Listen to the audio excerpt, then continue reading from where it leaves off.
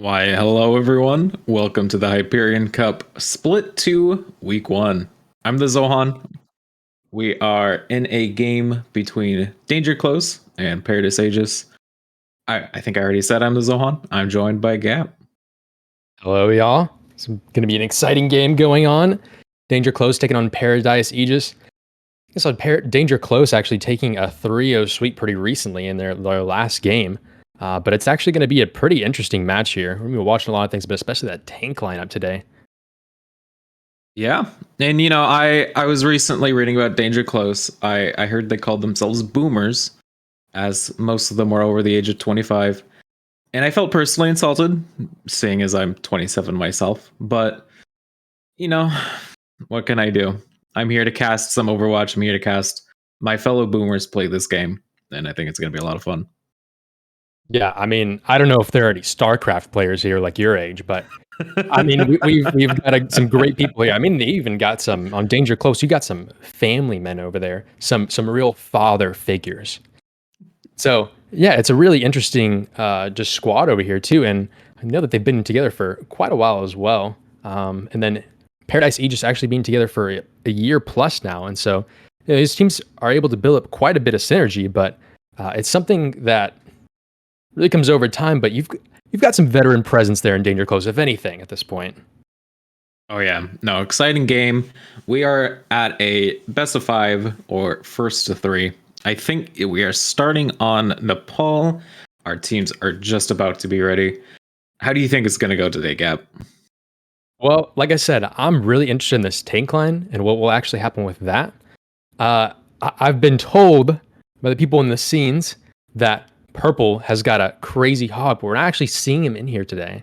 But aside from that, we're just really looking out for how these teams will play. I mean, I'm not really too sure how they'll play in Nepal, but I know that Paradise Aegis, you have a couple more ball players, and the tanks aren't diverse for their squad, but Danger Close, it looked like they were really favoring that rush before, and so we're actually going into Nepal, and we'll see what round we really start on as the main thing too to keep track of.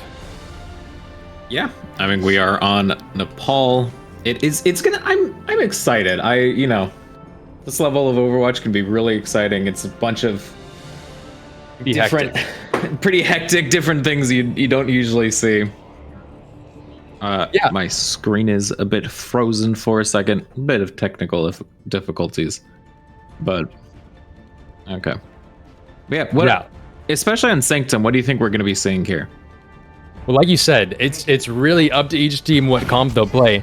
I myself prefer seeing some dive here, but that's just me, because you can be really aggressive on that the open side where you have the stairs and everything, and especially if you have a zombie comp of some sort, you can just rush into there. And I mean, it really depends on what the other team is playing, but you can put the pressure on and get that Moira Coalescence really quickly, especially playing around that mega health pack. If you get a Sombra to take those hacks off, that health pack will not be accessible. Yeah, I mean, and we do see Danger Close going for that zombie comp. Paradise Aegis going for quite an anti-dive. I'm gonna be curious to see how they're gonna utilize Tempest on that Torbjorn. It's gonna be a lot of fun. So, what do you think of the soldier pick, though? As we do see Moira, Aku? I'm gonna say Aku, our Moira for Danger Close going down. So probably already a quick loss fight for Danger Close. It's a really consistent damage comp from Paradise Aegis, but the thing that I'm really curious about is this Lucio pick. I mean, you know that this comp isn't really going to be going around much. They're much more of a bunker comp. Oh, but Xavier taking down really early. I mean, that's going to bode really bad for them, because it's going to take so much time for them to reset and to get these ults up. I mean, one of the things is that you want to get really the momentum going with this Moira Coalescence and getting the beat afterwards. But with that, I mean, you're going to have a lot of percentage over here. Yeah, we are seeing, not too much ult charge, I think, right now, but a very quick 30% on the side of Paradise Aegis. Turret does go down. Saucer takes out average size very, very quickly. And okay, it does look like this dive is successful for Danger Close. Our Diva player for how did you say that? More Neutron? That's a fun name to say. Mornatron. All right, it is Mornatron. Mornatron has been demech'd. However, I think should be fairly close to their mech. And a quick take around. How do you think won them that fight there? Well, I mean, a Danger Close just, I don't know, man. They just got that mad damage in there. I mean, there's not really anybody in particular. It was just not a really great backup from Paradise Aegis. I think they weren't expecting that to come out and weren't really staged for that. We're going to see another engage coming in, probably. More is super close to Collectance here in Akaji. Yeah, we do see a very, very interesting rotate. Paradise Aegis kind of almost rotating towards enemy spawn. Playing very careful. Okay, finally taking point. We do see Danger Close on that high ground. Okay, Xavier quickly going down. That's going to be crucial. Okay, both tanks both going down. Coalescence burned on the side of Danger Close, and I don't think that was the best call. Hidden does go down, however, and Booze as well. However, I don't think Lucio Moyer is going to hold everything. He might not be able to, but he's going to have that beat for the next fight. But oh, they're actually going to be able to get him back on this point, and the beat comes out. I mean, Xavier has this ult that he didn't get to use in last fight, but takes out one already. Yeah, Xavier does pop that Primal Rage. Diva Bomb coming up by Miniber. Doesn't get anything, however, it does force them off point for a little bit, so they are going to be keeping that cap going on for now. Miniber does get booped off the map by Monotron. EMP comes off. Doesn't I think gets a couple, but another. Okay, a fight win after what? See, this is what we were talking about. I love the chaotic fight. We see 70% on the board, though, for Paradise Aegis. I mean, that's nothing to scoff at. But Xavier says that he is not done with them, and he wants to get them in for round 2. He's taken out actually 1% away from that Primal Rage in that last fight, but he comes straight back in, and they're committing ults, and with Captain Nemo using that beat really late there, the EMP is just taken out. But a Visor coming in super early. Danger Close is just going to be backing off from this, but again, Paradise Aegis going on this weird flank around and switching the teams. Yeah, kind of an odd choice, utilizing that Visor, I think, to make space. Bad window going down for Hidden. Diva Bomb coming up with Monotron, trying to get as much space as he can. Doesn't get anything there. Mortality field utilized. Saucer going down as he uses that Death Blossom. Apollo does take out Boost, however. And Coalescence coming out. I don't really think that was... Okay, that did heal the team. And I think just another fight win. And, I mean, obviously, we're going to be going into overtime as someone is touching point. However, what do you think the Zomcom did better this round? Well, I think they were a little bit uncoordinated at times, but with the weird flanks that were just going on by Paradise Aegis for the most part, it was really hard for them to really actually set up a bunker at a time. And then, you know, the zombie comp is just able to come in with the momentum. They're going to see some cleanup kills coming in here just for a second. But yeah, I mean, they're just using their ults very effectively. Even though we saw a really late Primal Rage coming out from Xavier to try to get back into that point, Captain Nemo just committing his ult super late into that fight, and then also the Diva Bomb coming out super late in that the fight while it's still continuing. And so I think Paradise Aegis are just taking these fights they're trying to extend them as long as they can, but with their ult usage, it's not able to beat out the zombie comp's ults, especially with that Sombra coming in, just able to negate anything that goes on. And it did seem, I mean, we did see Average Size utilizing that Visor to make space, but I don't think that was necessary. It was like, it almost felt completely wasted. I mean, we do see them switching over to the Rhine Rush. Both teams are on Rhine Diva. How do you think this might go better this time? Well, I think this is still a pretty good comp for Danger Close, but it's still better for Paradise Aegis probably because they're going to be traveling as a pack, and that's what they were really doing on that bunker comp. But just with that bunker comp, they weren't able to stabilize in point. Yeah, we do see Xavier charge in very quickly. Bala does take out Average Size. Both immortality fields are down. However, Xavier taken out very quickly by Booze utilizing that charge. And okay, bit of an even. We see a bit of an interesting fight right now. I think it is a 5v5. However, Apollo does go down, giving the player advantage towards the size of Paradise Aegis. And okay, we do see a fight win for Paradise Aegis this time. Yeah, even though Xavier did try to go for that early pin and didn't hit anything, I mean, you said the play there is to just back off and play around that corner on the point. But instead, he just stood his ground and said, I'm not giving it up. And Boo said, don't come into my house, okay? He took him to Pound Town with that charge because Xavier doesn't have a counter pin in order to actually just counteract that. And so, yeah, like you said, Paradise Aegis just taking a really early control here, and they have great ults for this fight. I mean, it's looking good so far for them in this rush comp. Yeah, we do see a bit of a wall. Okay, and Apollo does go down. Charge coming out, taking out Tempest, however, is okay. So they are traded out. DPS windows brought out and takes out Xavier. Paratoi droid is also taken out. Shatter a bit wasted, however. I think the fight win is what is more important. That wall was amazing. When a team is playing top left like that, you really don't want to try to go after them. You just mainly want to TP to sim TP to point and just try to take the fight there, because that's where your comp is really good, and it looks like they're actually going to be going for that this time. Yeah, we do see him, but we do see that huge ult advantage for the side of... Okay, so Danger Close does have that huge ult advantage.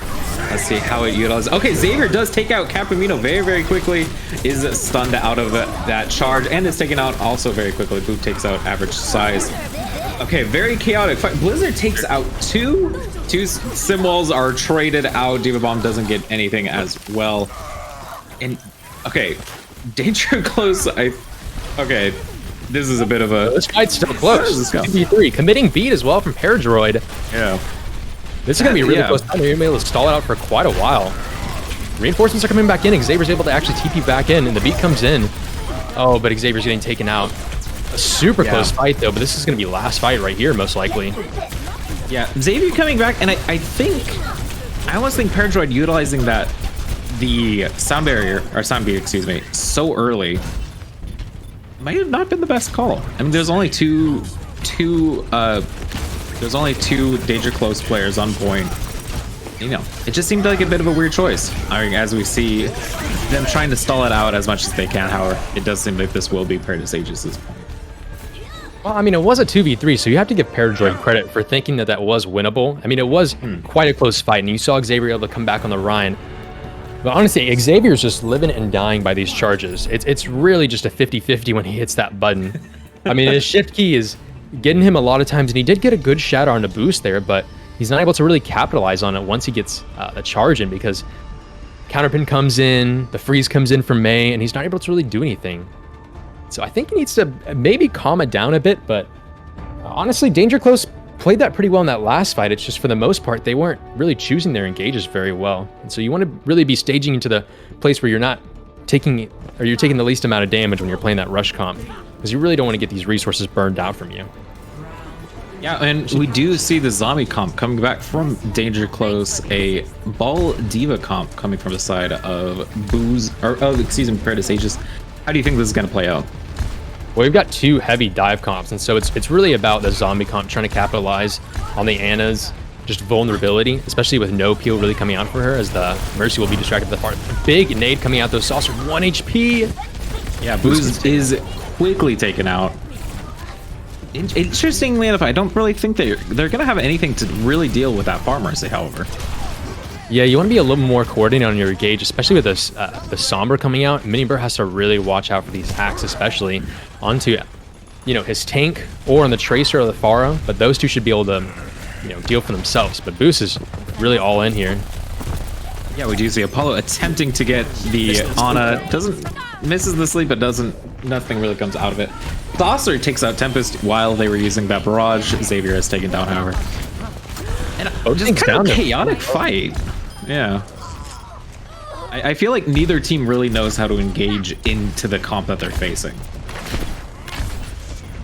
Well, yeah, like I had mentioned before, I mean, it's really just about the actual just synergy, but also just how connected they are. Minibur are actually going to get killed super late, though, getting taken out at the same time, and this will actually probably be the fight being finished almost. Danger Close actually bringing that back somehow, even though it looks like it was Paradise Aegis' fight there to take. And they're going to have both supports up as well as this EMP. If Apollo can get up this EMP very early, that looks like a fight win for them. Yeah, no, but it's just, we should clarify though, it is at 16% at this point for Danger Close. It's going to be very much on Paradise Aegis to try to bring it back, as we do see Booz go down. I'm a bit worried. We're starting to get close to final fight territory. I sympathize with Boost over here playing the ball and gets a Sombra. It is a very difficult thing because you don't know where they're sitting at, and they're so unpredictable. This is going to be a really hard fight, though, for Paradise Aegis to take, but it's the last fight for them. They need to win this one. 5 ults coming in. Xavier is taken out after he was antied, so that was a good fight. Okay, and also the Diva Bomb for Minibur taking out the other fellow Diva. And no ults really being utilized so far besides that. I was waiting for Parajoy to come get taken out, honestly. Saucer does utilize that Death Blossom. Gets one, however, traded out by Booze. We are in final fight territory. Xavier does come back and take out Tempest. Res, okay, not the Res was canceled. How Xavier doing a good job just stalling this out? I think he might have been the one to cancel out as well.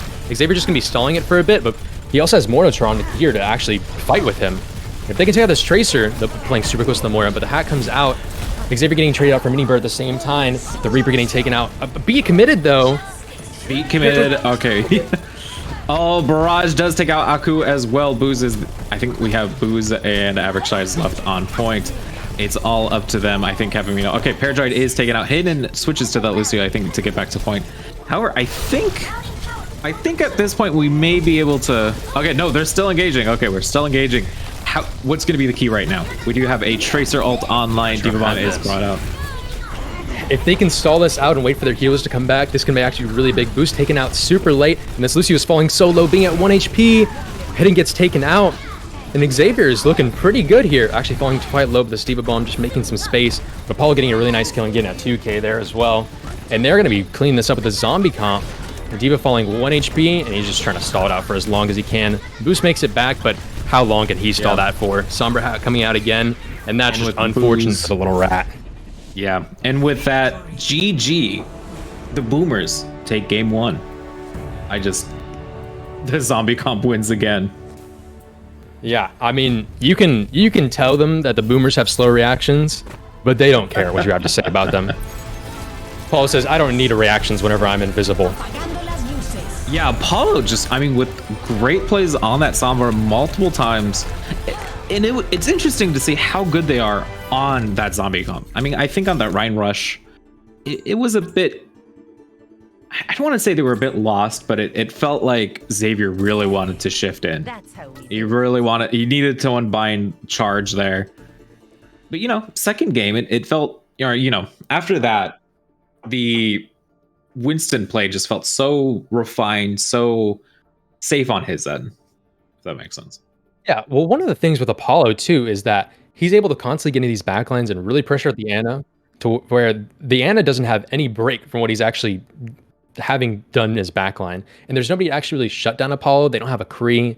The Mercy is able to only do so much, but it's really on that D.Va to try to peel for her backline and to be everywhere at once. It's like you're a firefighter trying to control all these different fires at the same time.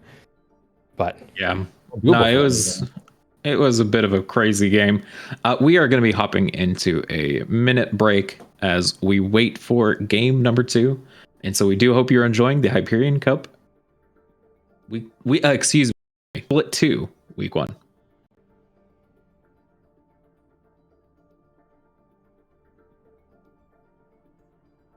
Are we off camera? Oh, no. I don't know.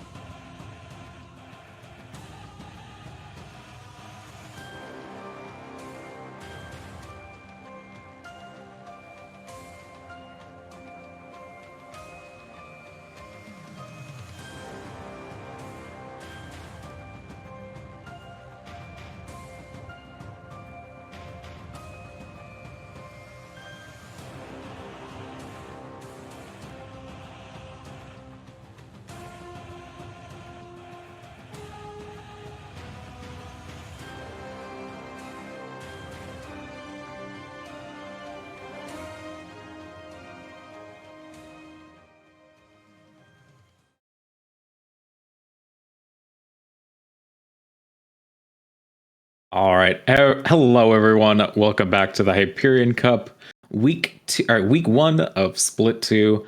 We just had an insane game with me and my co-host Gap. Gap, danger close, taking game 1, utilizing that zombie comp to perfection. And Paradise Aegis thinks that Junkertown is the way to come back. Yeah, Paradise Aegis, I mean, really citing towards that bunker comp whenever we saw that inside sanctum map of Nepal. And so we're going to see 2 swaps actually coming out. Loki and Brickwall coming in, and the DPS lineup in Paradise Aegis really citing towards that double sniper comp we would think, or the double hit scan. And so it's going to be interesting to see how they play around that instead, especially whenever they're up against, I don't know what Danger Close will play, but if they do end up playing that bunker comp, it's going to be up to that tank line a little bit, but really we're going to be looking at the DPS lineup, and that doesn't look too bad for Paradise Aegis. Yeah, it hasn't. I mean, honestly, I don't want to say Paradise Aegis did anything wrong. I think Danger Close just did amazing on that zombie comp, and of course, and I mean, we can't deny it, Paradise Aegis was just far outplaying them on the rush comp there, on the brawl comp. And then I swear, every time I hear this Junkertown music, it makes me laugh. My partner makes fun of it, and so it's just something I always like. Because I've always muted music in every game I play. And yet every time we watched Overwatch League, she'd always it'd be like Junkertown, and she goes bow wow wow wow. So those didgeridoos have some crazy sounds. I remember looking up and going into a deep YouTube hole. Once you start, you just can't stop. Right. And just looking at didgeridoo videos, dude, those things are so fun to listen to and so unique as well. And I mean, you're carrying around a massive instrument too. But props to those people who are carrying it around. It's not a very mobile instrument, so I don't know how useful it is in our situation, but quite very cool. True. We do see Danger Close going towards, I mean, basically, what you were saying, that double sniper, double barrier too. I mean, completely Orisa Sigma, no Rhine, no Rhine Orisa this time. And okay, Purple teased us there. Did you see Purple was on Hog for a second? Did see the Hog pick and the Sig pick as well.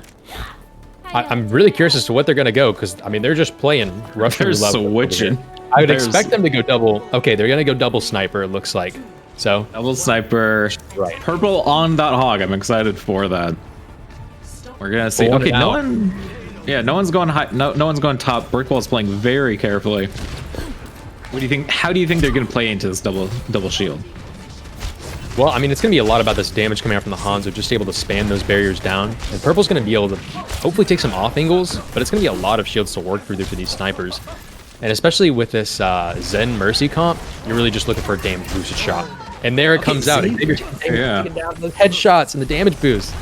Damage boost, damage boost and Discorded Orb does take out Xavier very quickly. However, Apollo does trade it up for Purple. And both are rezzed. Okay, we don't have any Mercy rezzes on the board. A fight on this comp. I really think they have to hold this here, but however, Ford does get taken down, and this has to be first point at this point, unless they can really get a pick out. Yeah, I mean, it was really tough there for Xavier. He gets killed once from the headshots, and then gets rezzed, and then gets straight hooked up by Purple. So it's really tough for him, especially without the lamp being used super early with that res. I mean, I was surprised you got the res off to begin with. That can be committed by Cap and Nemo, though, just to finish this fight out. Okay, so we did see Ford, by the way, switch to the Widow and take out Brickwall. So I think a little bit of an ego switch almost. Yeah, you're definitely feeling good if you're taking down Brickwall in that little 1v1 there. Just a morale boost, even though he has spawn right there, And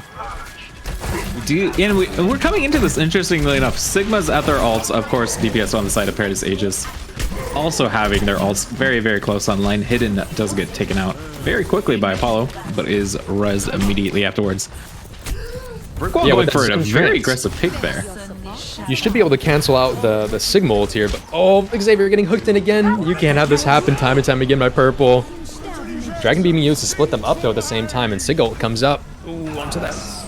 Hanzo takes him down. Sig ult comes out, and then Apollo takes out Brick. Was that Brickwall in the air, or was that Loki? I didn't see. And no, it was actually Loki. That was Loki. Okay. And I think, okay, finally, I think a little bit of breathing room on the side of Danger Close. Yeah, I mean, it's really hard because Purple keeps getting these sick hooks into here. Almost trying to take out another one, though. But a big Sigil coming out. Rista has no gold as well.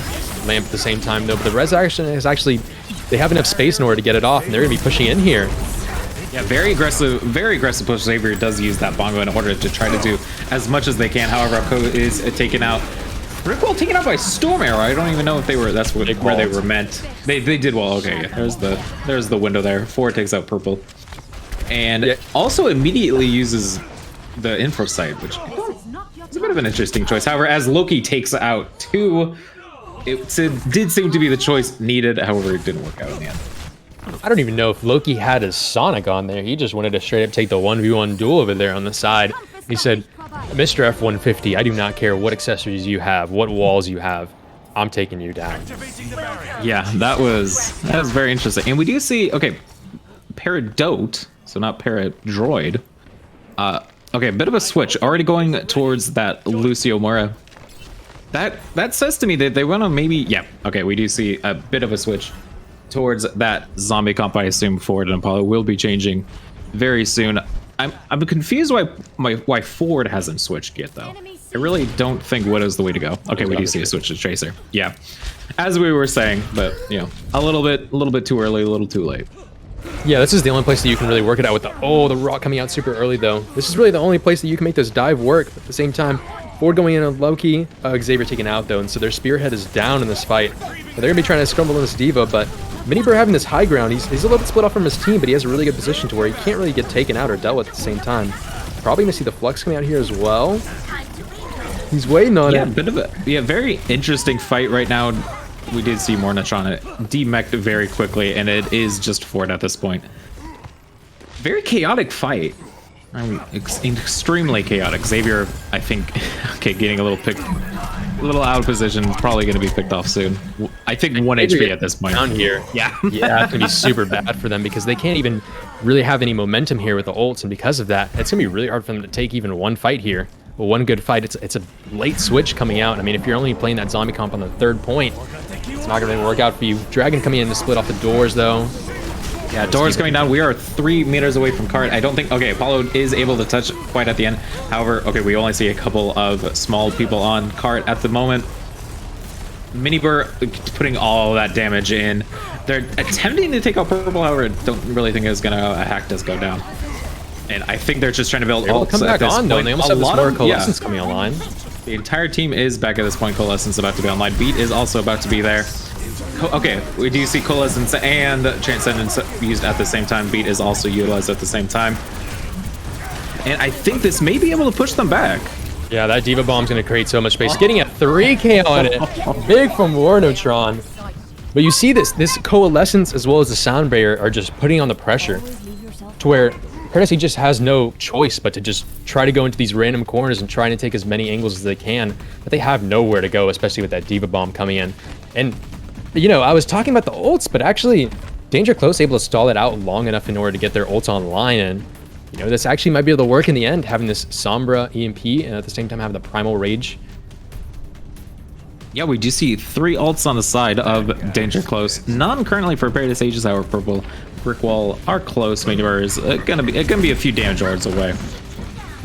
It's gonna be very, you know, we're definitely not keeping close to final fight territory. Hack does come out, getting everyone, however, is immediately taken out by Brick Wall, and we do see the Primal Rage coming out for it. Xavier Ford taking out 2 already, and no, okay, but however, we should notice that all ults have been used now for Danger Close. Yeah, they won't have anything to work with here, and so they're just gonna have to be relying on solely the hacks coming out and being able to crumble on a target. But with Hidden playing the BAP here, it's a little bit strange to... Oh, Peridot getting taken out super late, though. And Apollo getting flashbang and right-clicked. And Danger Close is going to have to give up so much space for this. And where are they even going to be able to set up at this point? They're just playing around the corner here, hoping for whatever they can find. Yeah, we do see a quite immediate engage on the side of Paradise Aegis. Multiple ults being used. Graviton, Flux, Valkyrie. Getting... Okay, we do see the ult of... We do see the mech of Mornitron coming down and is taken out immediately. Xavier is also taken down. We are currently down. Okay, almost everyone is down, and this should be cleaned up. Fort, I think, will have to touch in order to contest. However, if they are taken out and Xavier's not there in time. And we do see the finish. 3 points on the board on Junkertown. 45 seconds left. That has to be good, but there might be a little bit of regret there. I feel like they might have thought they could get like higher on the board, like more clock. Yeah, you have to give it to Danger Close for being bold enough to try that on the very last point. It's really, like I said, the only place that you can really see that to be viable. But Paradise Aegis just coming with a really defensive comp.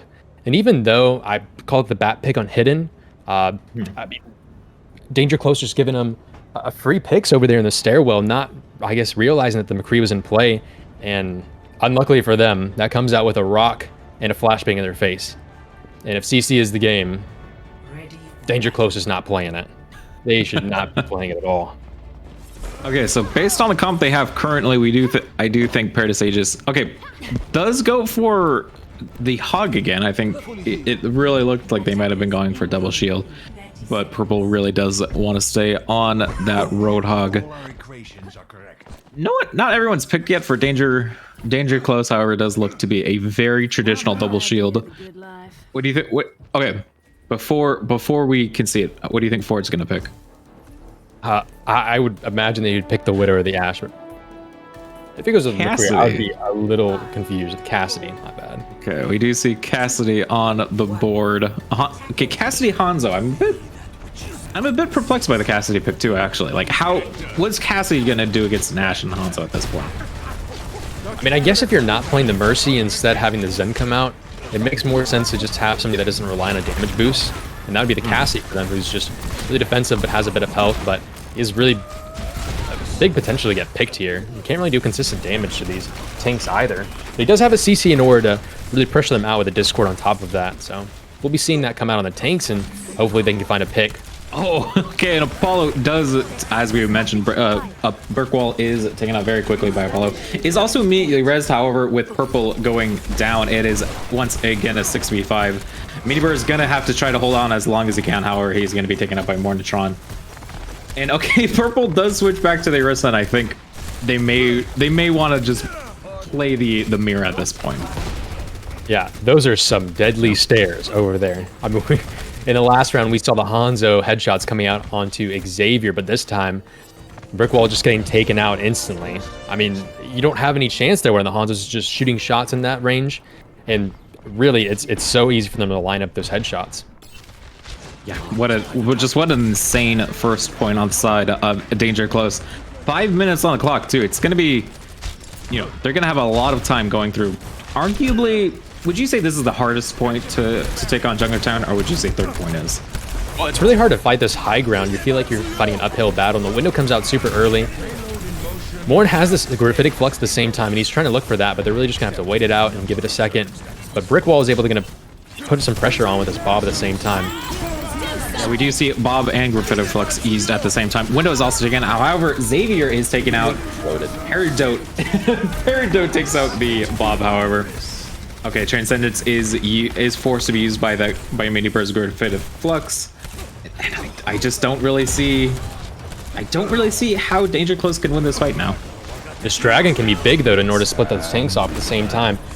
And the High Noon comes out on the high ground in order to take out Loki. I mean, this is going to be really difficult for them now. And Hidden he's so out of position here. If he can get over to that corner, though, it's maybe winnable for them. Or just getting back to his whole team, and they're just going to be regrouping here. Neighbor out of position, though, a bit, especially because Purple doesn't have that gold in order to work with. Dragon come out from spawn, though.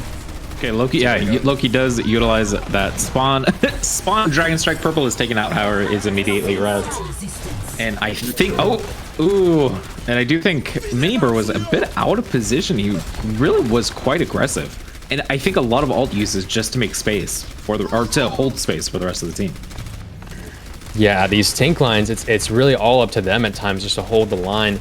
But Purple and Miniber have been a little bit split up as to when they're actually coming around. And that's a nice shot from Loki onto Apollo just to finish out the fight. But yeah, it's big just seeing these tanks are just split up a bit from Purple and Miniber. They're playing around this corner, but at the same time, Purple is using his gold and getting pulled out. And so he has to come back to his team. But at that same time, Miniber is going out and trying to take an engagement. But that's just not going to work out for them with that high damage comp coming out from Danger Close. Xavier already utilizing that shield. I don't know if that was the best play there, however. Purple and Capamino both have ults on the side. great defensive ults, both utilized at the same time on the side of Paradise Aegis. Okay, the Deadeye taking out Miniver immediately. It's going to be very close. That does seem to be a corner of doom for the side of Paradise Aegis. And yeah, we do see one already taken out. Ford just bringing down the damage with that window. Yeah, it's always a weird place coming in through that tiny little hallway as you take so much damage. Bob coming out late though. Brickwall just thinking that this is a little bit winnable, and Bob going quite low, but Loki gets rested at the same time, and Brickwall's actually able to take down 2, as well as putting out that Bob. Takes down 3 in total, winning the fight for his team. Oh, but taken down by 4 and F150 at the same time, but so many good kills coming up from Brickwall. I mean, you see these star plays coming out where players think it's winnable and start committing ults, and though it might look questionable from the outside, you know, these teams are winning it out at times. Right. No, it definitely was... You know, I feel like in that situation we might be yelling at our teammates not to do it, but it totally worked out. You know, and when it works out, they're like, "Oh, hey, you know, what are you saying to me?" Okay, Apollo does take out Capamino, and I think this is the right time to engage for the side of Danger Close. Is able to get hidden. Hidden is one hit at this point. However, is saved by his immortality field. Peridot utilizes that transcendence, is taken out right after though by Loki in 2 with that dragon strike. Okay, both of the DPS players on the side of Paradise Aegis are just popping off right now. Loki gets 4. He's pulling out the rabbit from his hat over there. I mean, Brickwall had that star play to begin with, but Loki just popping off. I mean, he doesn't even really need the dragon at that point. He's able to do a lot of damage and able to kill 1 off with that. But really, I mean, it's just the straight up regular shots coming out from him. And I don't even know if he had a damage boost at that point. But at this point, if we're talking about yelling at our teammates, if my teammates went to the Genji pocket pick, I might be yelling at them as well. That's a questionable one. Yeah, it's an interesting choice. I mean, very almost classical dive with Yon, of course, but with the Lucio, not the Brig, which I think makes sense with what Paradise Aegis is running. And okay, Apollo is getting a little bit of damage. I think, okay, he does use that Dragon Strike.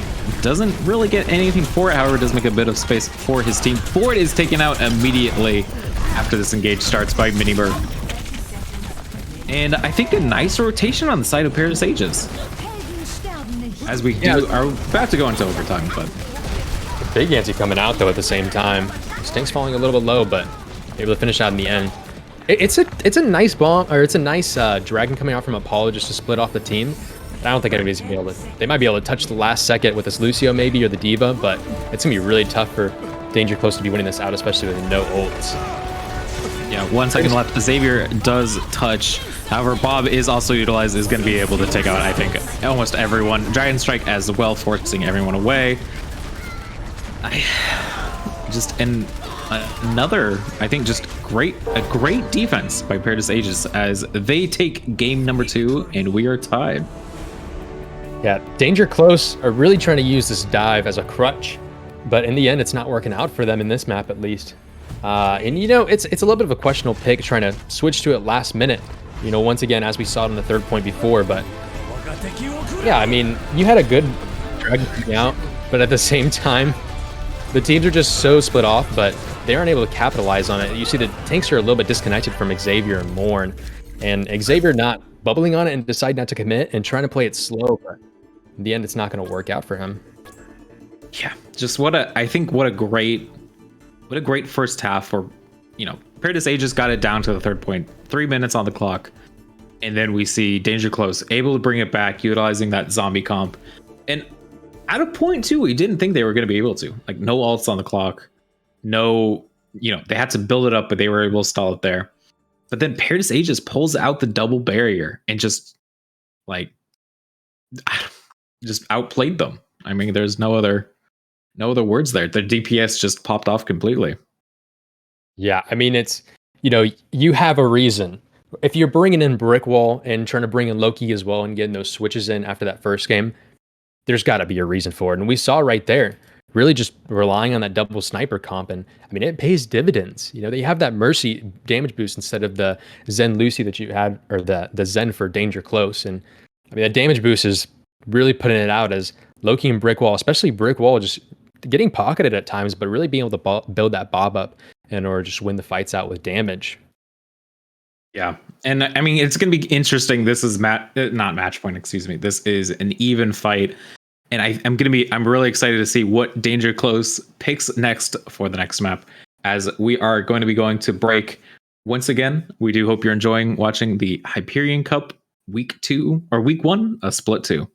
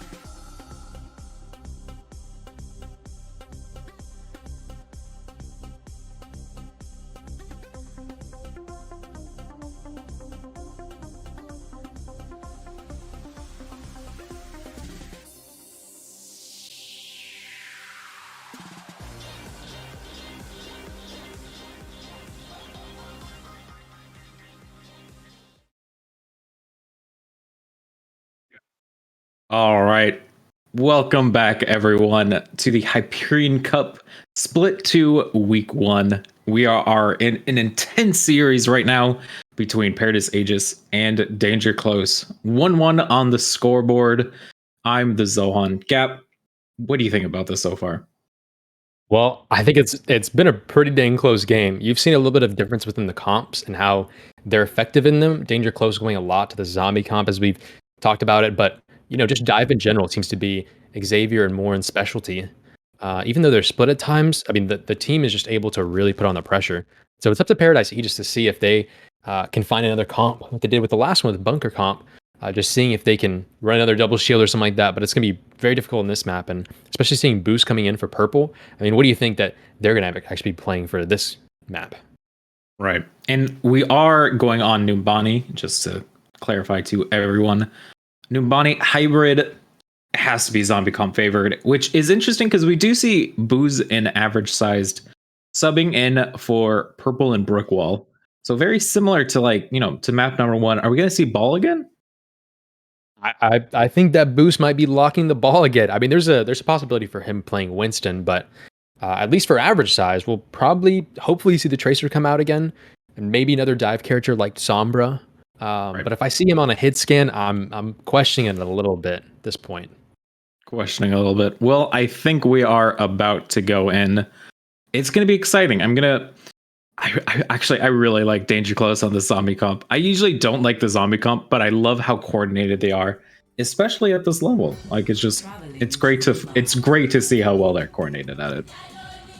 Yeah, I mean Xavier, you can't see it, but the profile icon, he's rocking the Dallas Fuel icon, and I can respect that as a Dallas Fuel myself. Just wearing my long sleeve, I was ready for the day, and Xavier was on the same wavelength. And so I think, as being a D.Va player myself, I think that he's got what it takes at this point. And we do see Paradise Aegis on the attack first. I have to almost give it favor if Danger Close utilize that zombie comp, which, okay, it's not zombie comp, but it's very close. Do you give dive on defense? Do you give dive on defense favored on first point? I do personally, just with a and a brig, you have a really stable backline, and so as compared to that more Lucio, it's very in and out, and you're, like I said, just talking about a lot about momentum coming into play. But with Parajoy and Paradox just playing on this Ana brig, you can just sustain each other for a super long time, and so it's gonna be really hard for Paradise Aegis to just engage onto that.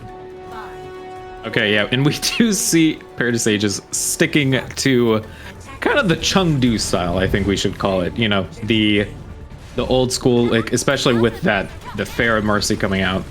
Do you think that Fair Mercy is gonna get really anything done? Well, really, Danger Close don't have a whole lot to counteract it, and so it's gonna be really hard for Ford and Saucer to get a whole lot into here. And Paradroid and Paradon are just gonna have a lot of pressure on them as well from Misfara, just coming out from a long distance. And we do see Loki getting quite a nice shot on Ford. Isn't going to be able to do anything with it. Okay, anti on on Xavier, I believe. However, that anti is gone. Peridot is immediately taken up by average size. So Booze and average size utilizing a great dive on Peridot. However, Capamino's immediately traded by Ford. Kind of an even fight right now. However, Minibear is out of as Booze goes down. I think this has to be a fight win at this point. Yeah, it's a super close fight, especially average size just getting onto that high ground with his ball and being able to take out the Ana on the other side really quickly. But I mean, the other dive is just able to counteract it, and we're not really super close to a lot of ults except for this brig rally. But it's gonna be really up to Minibear, Boost, and Average just getting a lot of dives into this backline, and Locke trying to pressure them from a distance, but Locke's not able to really take many angles at this point, which is the big problem for him. I mean, you see his damage is only at 45% to his ult, and you really want more out of your Pharah Mercy if you're playing that combo. Right, and we do see Paradroid, and I mean, obviously, Peridot did go down. Paradroid is 80 close to that rally, so I do agree with you. It's gonna be, these names are very fun to pronounce. Peridot is anti half health, however, is slept immediately. Does sleep average sized. And okay, I don't really think we see a lot of fights in this hallway. Booze, and I think we see why Paradroid does take out Booze very fast. Capping Mino at that nano. Ford at 1 health and is taken up by Minibird. OTB is taken out though at the same time. This is gonna be really difficult for Danger Close to be able to stabilize here, but they do have the Brig Rally and the Nano coming out. Maybe they're able to take out the back line if they can play aggressive enough to take out the Nano. Yeah, with Loki getting that Nano, it was all up to Mornitron's Diva Bomb getting nothing for it. Loki does take out the Mornitron mech and also takes out Paradroid. It's going to be very close to see how everyone is. Okay, we do see Ford utilizing that Dragon Blade, getting Capimino. Howard is running out of there, and I think this has to be the first point for the side of Paradise Aegis. Yeah, really late engage there from Ford. Just bring out the Dragon Blade super late. I mean, I don't know if we'll see him maybe switch to a different character at that point, or if he was expecting the Nano from Peridot, but it was already used onto one of his other players, and so it's really difficult for them. More just coming in for the stall, just for the last second. I mean, it was a big sleep coming out there from Peridot, super early, able to take out the Tracer on the other side, but I mean, they're just not able to capitalize on it. Danger Close just having to back off so hard. And also, we should mention how. Okay, Saucer does utilize that Echo, the replication on to the Diva, is going to be getting that ult very quickly. However, I don't really know if that was the right choice there. Yeah, Minibird looking for his own Diva Bomb at the same time. Saucer taking out Hidden, though. That's really bad for that Mercy pick. Yeah, Saucer does take out Hidden. Minibird is using that Diva Bomb of his own, however, doesn't get anything for it. Average Size takes out Xavier. No main tank on the side of Danger Close. And I feel a bit confused what Danger Close is doing right now. You know, we talked about before, they played very, very coordinated. However, this time it seems a little bit more of a scrappy fight. Yeah, without Xavier being here, they're still playing pretty dang aggressive. Paradise just aren't able to really capitalize on that. But Ford switching back to the McCree is it's a questionable pick for him. He's going to 1 HP at the same time, and will Steve will be able to take him out of the off angle. Both Booze and Minibird are able to crumble on him at the same time. Yeah, Boo's taking out both of the DPS line immediately before Danger Close. Xavier jumping in while he is anti is going to be a bit of an interesting choice. Boo's with 3 kills this fight, and with Peridot coming out as well, it is just the tanks left, and I just don't see a world where they can win this. Yeah, even though second point. Even though he switches to that Cassidy, he's not able to do much whenever he's playing that aggressive. Obviously, he's one of the few people that doesn't have an actual escape option or an escape ability. And so it's really tough for him. And though Peridot has this Nano at the same time, going to be able to use on the Monkey and hopefully able to get some ult off of that. Using a little bit of No Man's Land. Oh, getting Flash going to 150 HP. The Brig Rally is used to get him back, but at the same time, how can Danger Close even engage onto this? It's such a far distance for them to go. Yeah, I mean, utilizing that rally very early, it's going to be gone by the time they engage. Ford does get the Far Mercy, however, a huge strike on that.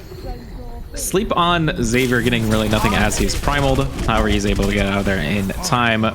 Down to 350 health, however. A fight win, very much so by Ford's Deadeye.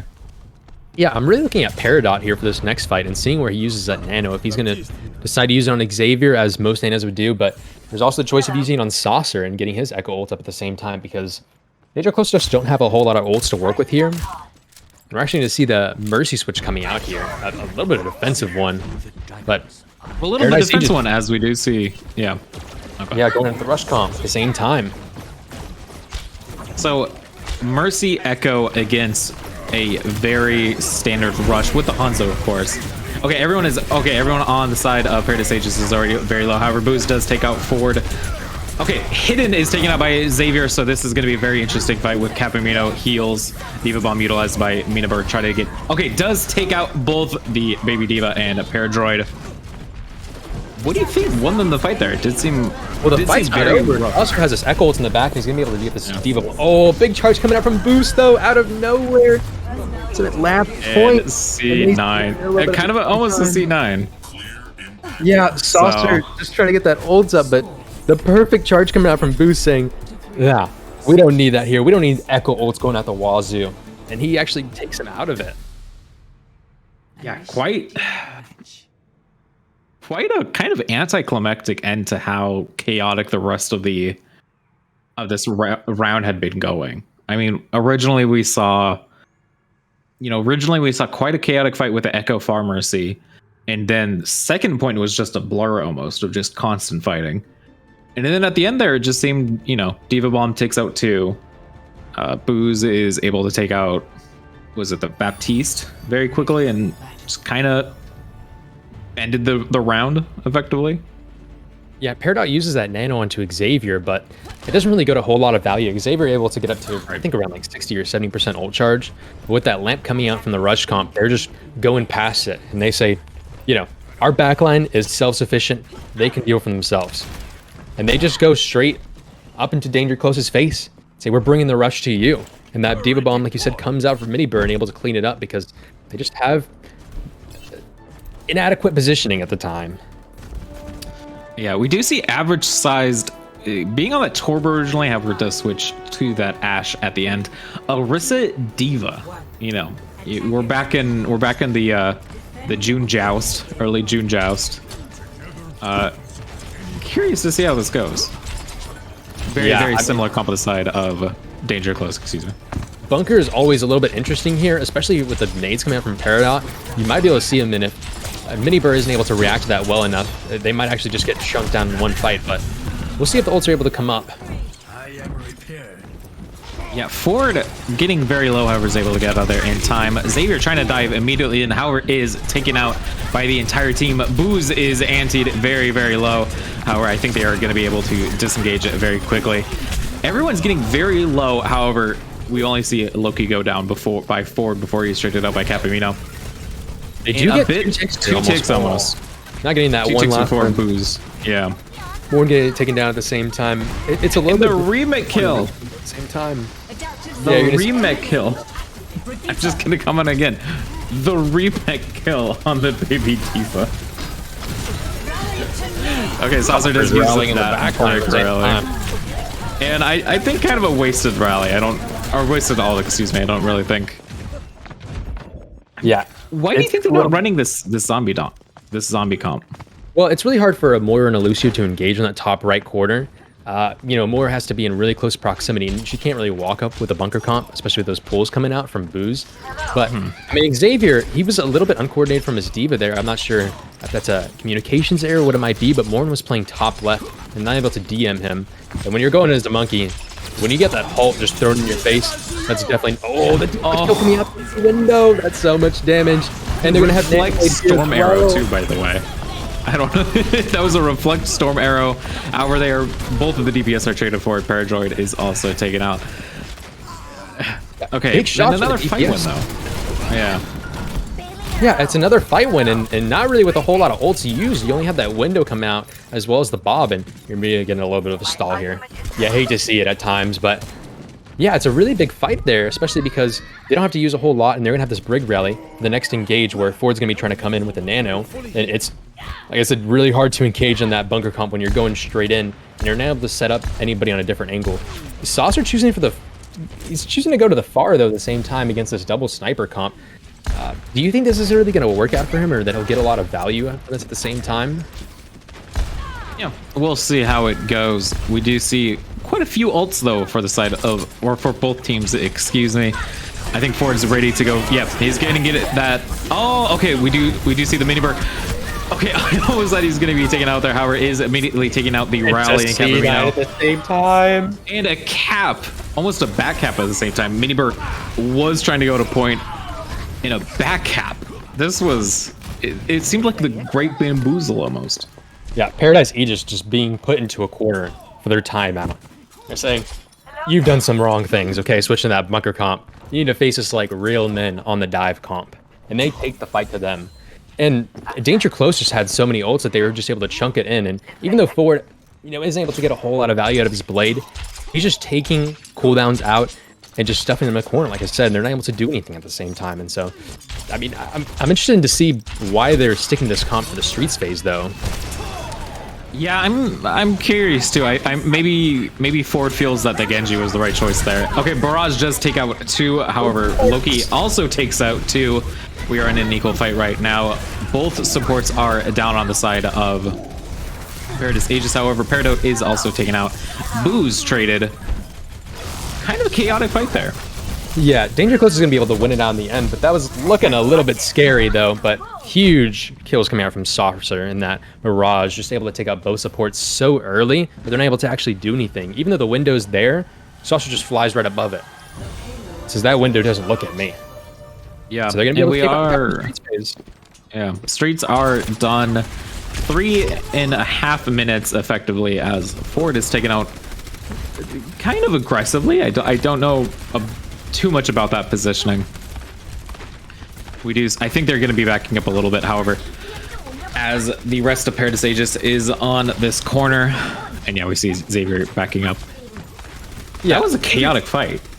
Danger Close is going to be close to both support ults here, and so they're just really trying to get them up for this next engage here. Just going to get the nano at the same time. The Dragon comes out, going to be splitting the team a little bit, but a little bit of an early Dragon at the same time. Danger Close is just going to be able to kite that. Yeah, Valkyrie utilized, I think, just to make sure Xavier is up to full health. We do see the Nano Blade coming online. It's going to be curious to see. Okay, Nano Blade is coming out. Let's see if it does anything. Immediately takes out 3. Is there going to be a fourth one? He also takes out the Bongo. And takes out boot. Oh, 5? 6? Maybe? 6? Dash resets left and right. Ford is just making some sushi over here. Mornitron takes the 6th kill. However, Ford gets the quintuple. Yeah, it's a huge fight there, and I mean, Paradise each turn able to come in here with a lot of ults, just going for the last second stall with Boost. Boost getting a little bit of a lamp though, just holding on to for dear life here.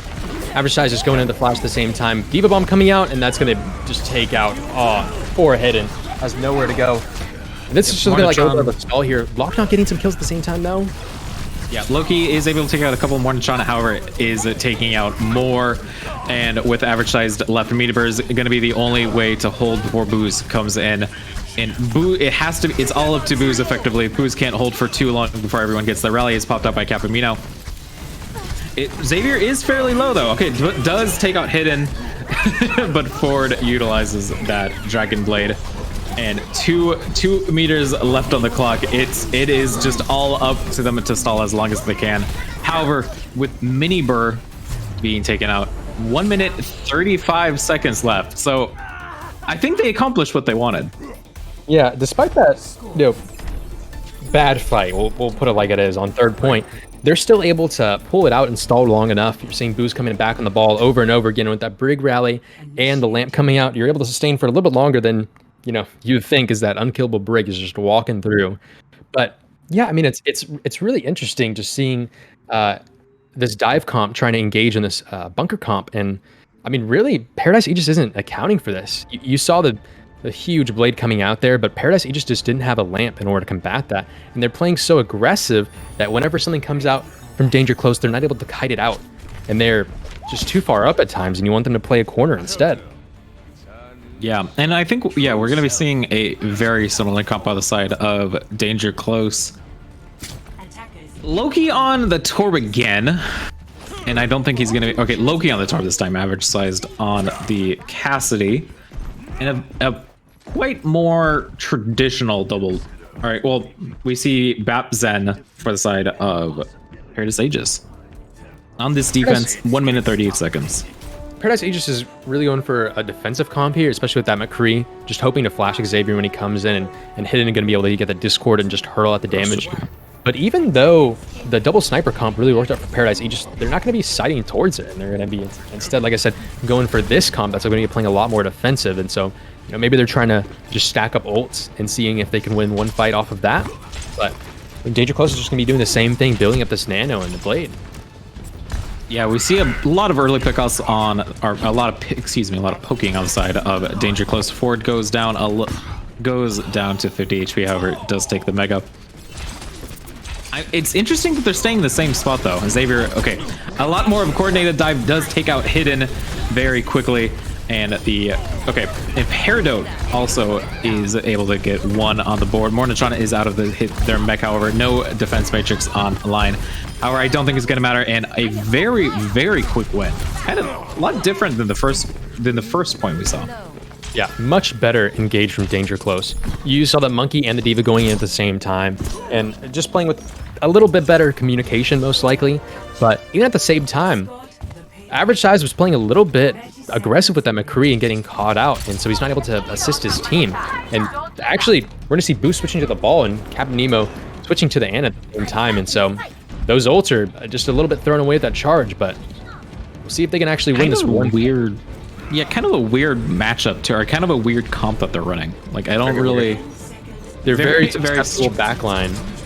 The Zen and Ana don't have anything to defend themselves. I think they're hoping that with the last 3 seconds on the clock, they're able to get something out. However, Ford does take out Booze. No ball on the point to stall. And Hidden, I think, is going to be very picked off if Miniber is not there to get anything. Average, okay, Loki on this Soldier. What do you think of the Soldier pick? Well, Soldier's just trying to look for shots on this Pharah, but at this point, I mean, Saucer going super low, but his Parajoid is able to come and save him. This Nano Blade is about to be online. That's what we're looking at, because Hidden does not have this transfer to combat it. Nano doesn't come out, but Hidden's just a little bit caught off guard there. Is he able to take out both supports at the same time? Nade coming out forward 1 HP, and he gets taken out, but at the same time, he's done his job. He split off the team and split off the supports from their entire team. Saucer getting some nice direct shots into there, going super low. The Soldier and McCree also, oh, the Battle Mercy coming out on the high ground though, able to kill off the Soldier, able to kill off the Ana. Parajoid just saying, I'll do it myself at this point. But I mean, what do you think about these switches? They're going to be switching up their comp again to another rush comp. I mean, yeah, they're just going around. Right. No, yeah, we do see the rush comp coming out. Staying on the similar comp. We are in overtime. They cannot leave the card at this point. Booze is on that Reinhardt. We have seen what he's done before. Okay, we do see the very fast engage. Barrage coming out. It does get taken up by Loki immediately. However, he's going to be rezzed. Nothing that... Okay, Marnatron doesn't get anything with that bomb. Does take... Okay, we do see Xavier taking out quite a few. Minibert with the ult does take out both Xavier and Parajoid, excuse me. And that's going to be the third attacking phase for the side of Danger Close. 5-3 though. Like, look how far they've gotten. Yeah, I'm very surprised that Parajoid cut that res off on the edge of the bubble. He didn't have anything to assist him, but he just stood his ground and went for it. And even though he got the res off, they still weren't able to win it out. I was thinking it was going to be super close. Saucer getting a good amount of damage there, but only able to get 1 kill, and he gets traded out. As well as, you know, this comp from Paradise Aegis, they're just able to run it in. And even though they don't have any ults, they're just using the raw damage off of that. But I'm interested in to see what Paradise Aegis plays on this offense, if they're going to play another ball comp, or if they're going to try for something a little bit more defensive. And it looks like they're going to be going for a ball comp again. I mean, I don't know how well it worked the first time, just with the time bank. Yeah, so we do see the Chengdu style coming for the side of Paradise Aegis. And once again, I mean, just if it works, don't, why change it for the side of Danger Close. I'm going to be very curious to see how Paratote does, though, because we did see Booze and Average Size take her out very early on last time. Yeah, I'm interested to see how Average actually stages himself whenever he's setting up for these fights, because he's actually been pretty good at just getting picks, either on his own or just with the little bit of assistance for Booze. But he's just able to really get into this backline and pressure them.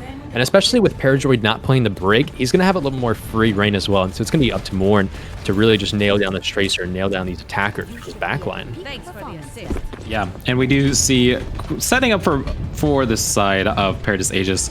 I think Booze is really hoping that he can find something on that Ana. However, Ana's in quite an interesting spot. I think surrounded by teammates effectively, even if they're not right next to her. We're going to 1 HP, but he's not taken out, and actually they're able to reset on this play. But big kill coming out from Soft, super aggressive on point. Yeah, Capimino does take out Saucer. Booze is also able to take out one. Saucer is immediately rezzed. Okay, it is a kind of an an even fight. However, Saucer does take out Hidden as well. And with Minibur on this Baby Diva, I just don't really think they were able to do anything there. Average sized. Should be, okay, is getting out of there. 40 seconds left on the clock. We're going to be in final fight territory right now. Yeah, I'm super surprised that they let that get off from Saucer. I mean, even though he goes down that one time, they actually aren't able to fully capitalize on it. And even though it's, it's a huge source from damage when that's damage boosted Echo is coming out. But even though that happens, I mean, Paradise just aren't able to build these ults. Early sleep coming out of the Booze, though. That's going to delay them by so much at the same time. We do see Booz and Miniburr on point. However, Xavier is taken out by average sized. Okay, both maintains effectively are down for the size. Xavier is rezzed, however. I don't think Captain Mina is going to get a res in. However, Loki is able to take out Saucer during the time that the res is off. Loki also utilizes the barrage and takes out three, excuse me, and should be able to cap point. However, they're in overtime. Actually, excuse me, takes out 5. However, they are in overtime. Yeah, it's going to be close, though. Damage.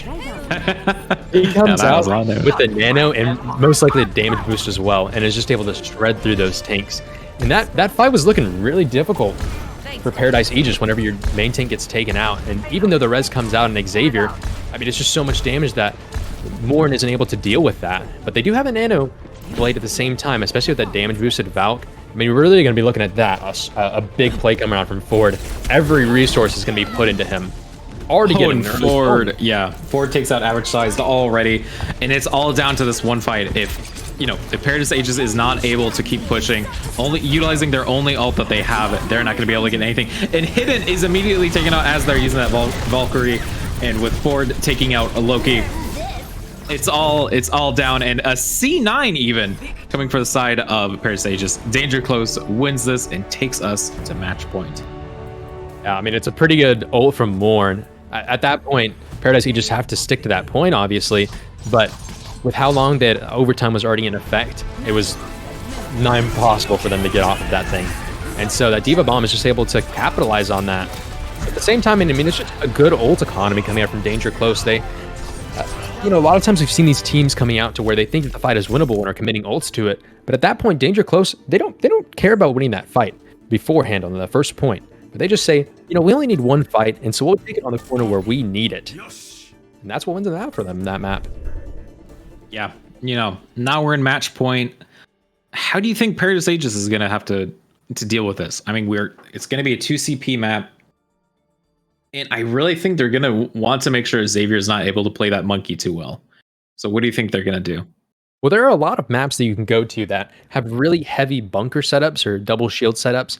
And so, I mean, obviously they're going to probably be setting towards that. I'm interested to see if they change up their tank lineup at all, or if they're going to still stick with Booz and Miniburr. But yeah, at the same time, like you said, they're going to be really trying to deter Danger Close from playing any sort of dive comp, because that's what they've been, just benefiting from the most. And so probably go to more bunker map, maybe we'll see some Anubis come out. Anubis, or someone in chat is trying to say Horizon Lunar Colony. However, that is not in the map pool currently, though I would love to see it happen. That'd be quite fun. I would not. I'm trying to imagine the chaos. I am having flashbacks. I like to keep that away from our Earth, and even if you need to put it in a multiverse or some situation, don't bring it back. I mean, it's been in the archives, at this point for years. They should make it a mission at this point in the archives event. But hopefully, well, we are just waiting on Paradise Aegis to pick a map. Are you hoping? So, yeah, Xavier has to be neutralized. And do you think that it was Brickwall and Loki that were able to neutralize it, or do you think it was just the overall team comp in that on Junkertown that was able to do that? I think on Junkertown, it's really hard to make that Winston work. You have a lot of high ground that you're battling against, but on top of that, you have a lot of long sight lines that really is just great for those snipers, and it's hard to really poke them out.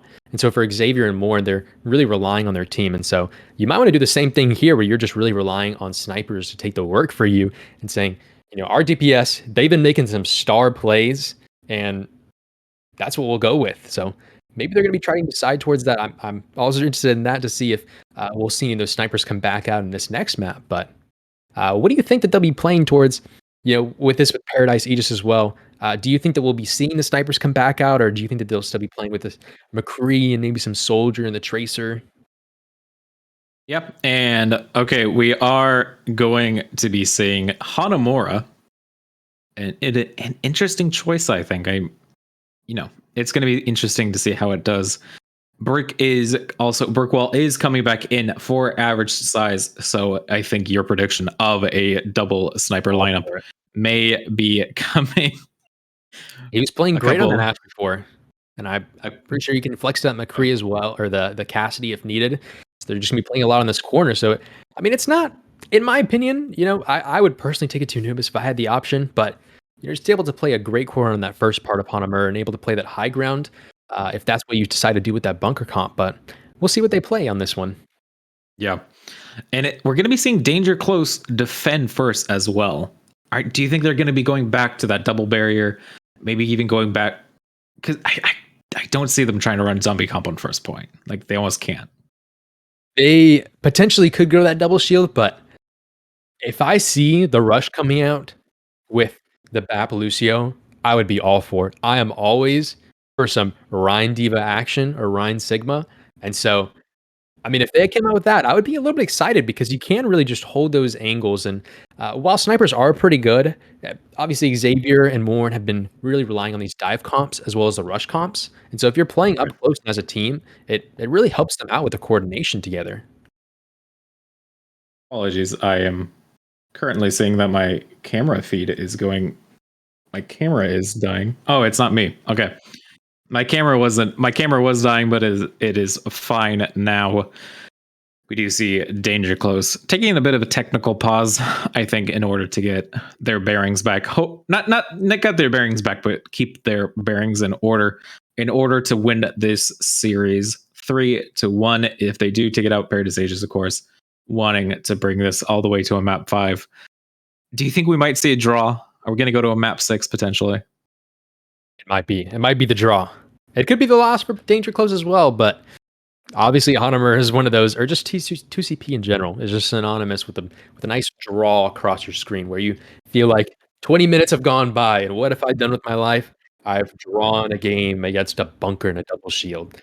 So, I mean, hopefully we don't see that coming out, but I mean, how do you think that Danger Close is going to be able to play around this double shield as well? Have you enjoyed seeing their double shield, or is it something where you would want to see, those other comps coming out?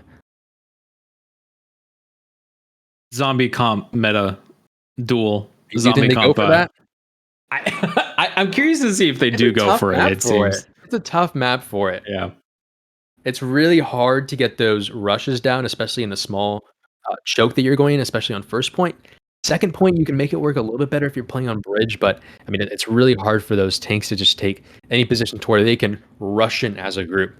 And yeah, I mean, Paradise Aegis, they can play any defensive comp. That's what they've been citing towards the entire time. So maybe Danger Close. I don't think they want to be playing into that hand at the same time, but I'm interested to see what Apollo and Ford are playing at this point because they've been playing a lot of these dive characters, but you've seen Ford kind of going back to that McCree every now and then. That might be more comfortable pick for him, and Apollo as well.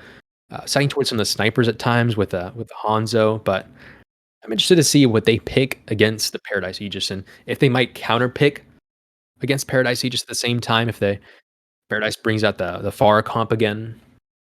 Yeah, it's going to be very interesting. Hanamura is going to be. It could be completely one-sided. It could be the most even fight we've seen all day. As we are getting into this game, Paradise Aegis is going to be attacking first. So, I mean, we did mention this before, and it's going to be curious to see how they're going to try to take this. They could either, how do you think? Do you think they might do a TP strat? They did seem to love it earlier. TP strat. That's some cheese if I've ever smelled some. I don't know if they'll go towards that, especially with how Xavier and Morn are very aggressive on these engages. I mean, if you have that coming out at the same time as Peridot coming out the nade, it might work. But it looks like actually Danger Close is going to be going with a bunker comp. Yeah, we do see double shield with Ford on the Junkrat, which is a bit of an interesting choice. Okay, they're teasing. Okay, I see Paradise Aegis going for the sim, so they might be going for that TP. If they do, Ford is in a buffet here for damage. If they can get those Ripfire up and at the same time Apollo getting out of Dynamite, right? I mean, it's going to be very difficult for Paradise Aegis to actually engage onto anything. Kind of an interesting comp, though. We do see Loki staying on that Ferric Epimino on that Mercy, of course. Okay, so we're going to be seeing a slow TP strat. I mean, I guess they're trying to have their team a little bit split, but with Boo's not having the speed boost, it's going to be hard for him to do anything. And I mean, you see his shield is already getting just obliterated. There's so much damage coming out from danger close, and so he's not able to even hold his shield up long enough to get the TP up. But they're going to be able to take top left, being able to take a little bit of space, so that's a positive for them. Yeah, great rotations, however, for Danger Close. They are immediately rotating towards point. Apollo also takes out Loki, and unless Capamino can res that, this is going to be basically a waiting period for the side of Paradise Aegis. I just don't know how I feel about Ryan Diva with a Far Mercy. Yeah, I'm not feeling it. If I saw that locked, once again, I would not be super happy. And even then, like, Loki, he has all this space, and so because Xavier and Morn and the whole double shield comp is playing on point, you should be able to see him getting a lot of damage out. But Apollo just making the right pick to go to Ashe and just saying, you know, I'll counter you. You don't have any space to work with. I don't even need a damage boost for myself. Yeah, and as Ford takes out Hidden, we are currently on Capamino heals, who of course is trying to focus too much on that Pharah. Yeah. Okay, Riptire does come out, I think, try to finish this fight, as he does get booze for it. Loki gets a consolation prize by taking out Apollo. However, you know, a trade between the ancient Norse and ancient Greek, but okay, we do see Booze and Minibird going towards that double barrier. I think I like that a lot better, especially with the Far Mercy. Well, the problem there, like I said, Ford is just feasting on damage. He gets his Riptire before anybody else gets their ult. Maybe the Far got it before, but Akuji didn't even get up his window before the Riptire comes out. And Ford just goes to the tanks and says, yeah, we're done with this fight. Yeah, and just, okay, and now we see a rotation to the right into the high ground for the side of Paradise Aegis. Okay, Loki's, I think, going for a little bit of a sneaky barrage. However, I think he was caught out by Paratote. Everyone's very low, however. If they can get one good hit in, I think everyone can go down. However, Kuji is going to be able to heal up everyone as fast as he can. And a barrage coming out, taking out 2 already, taking out 3. However, is traded out. However, but I don't, with only 1 left, I don't see any way that Danger Close is able to hold this. But I think a good defense, though, for first point Hanamura. You know. Yeah, I mean, you get quite a bit of time. The thing that was happening there is that, you know, really Danger Close didn't have any ults to work with, and so they couldn't really roll anything out. Even though that Riptire came out super early in that last fight, they didn't have anything to work with it. When Akuji uses that window pretty early, there's nothing else for them to combat the push, and so, you know, Hidden comes out with the window just to stuff them into a corner, and like I said, Loki just comes out with a barrage and knows that they're so clumped up. And with a damage boost, I mean, Danger Close have nowhere to go. But they do have ults to work with this one. Yeah, it is interesting. Booze did get very low from that initial poke. However, he was able to get healed up in time. Piritote and Xavier for the ults for the side of Danger Close.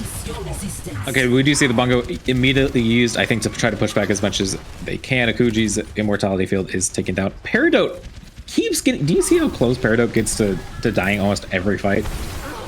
He is definitely holding that Trance, and here it comes at the same time. Trance coming out to combat that Dragon Strike, but, I mean, you're just going to see Paradise coming in here. But the window comes out, actually. It's a perfect timed window from Akuji just to be able to push back the team, and then actually being able to split onto bridge and onto point.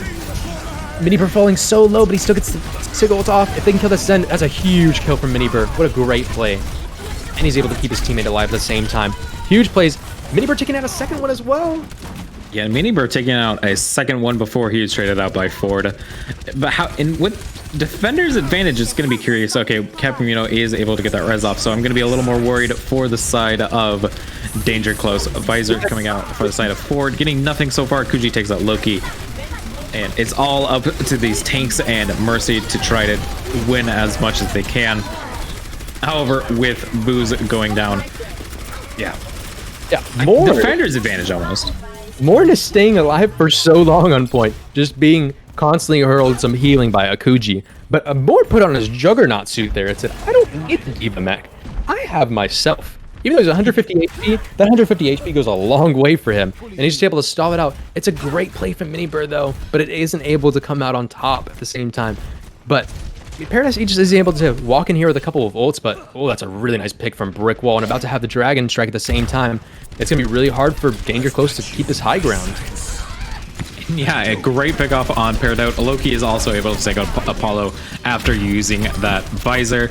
Is also able to get a second one. Brickwall is also able to take out 2 as well. It's going to be all up to the Danger Close to stall here. It's gonna be close. Okay, Bob does come out. Okay, and it's stopped onto point. However, I think is going to be immediate. Yeah, is immediately eliminated. Peridot does switch to Lucio. Ford switches. Okay, we see a bunch of stall picks at this point. Or just have the Diva Bomb, though, in order to stall us out. And they're going to be able to actually get back into here, taking out the MO.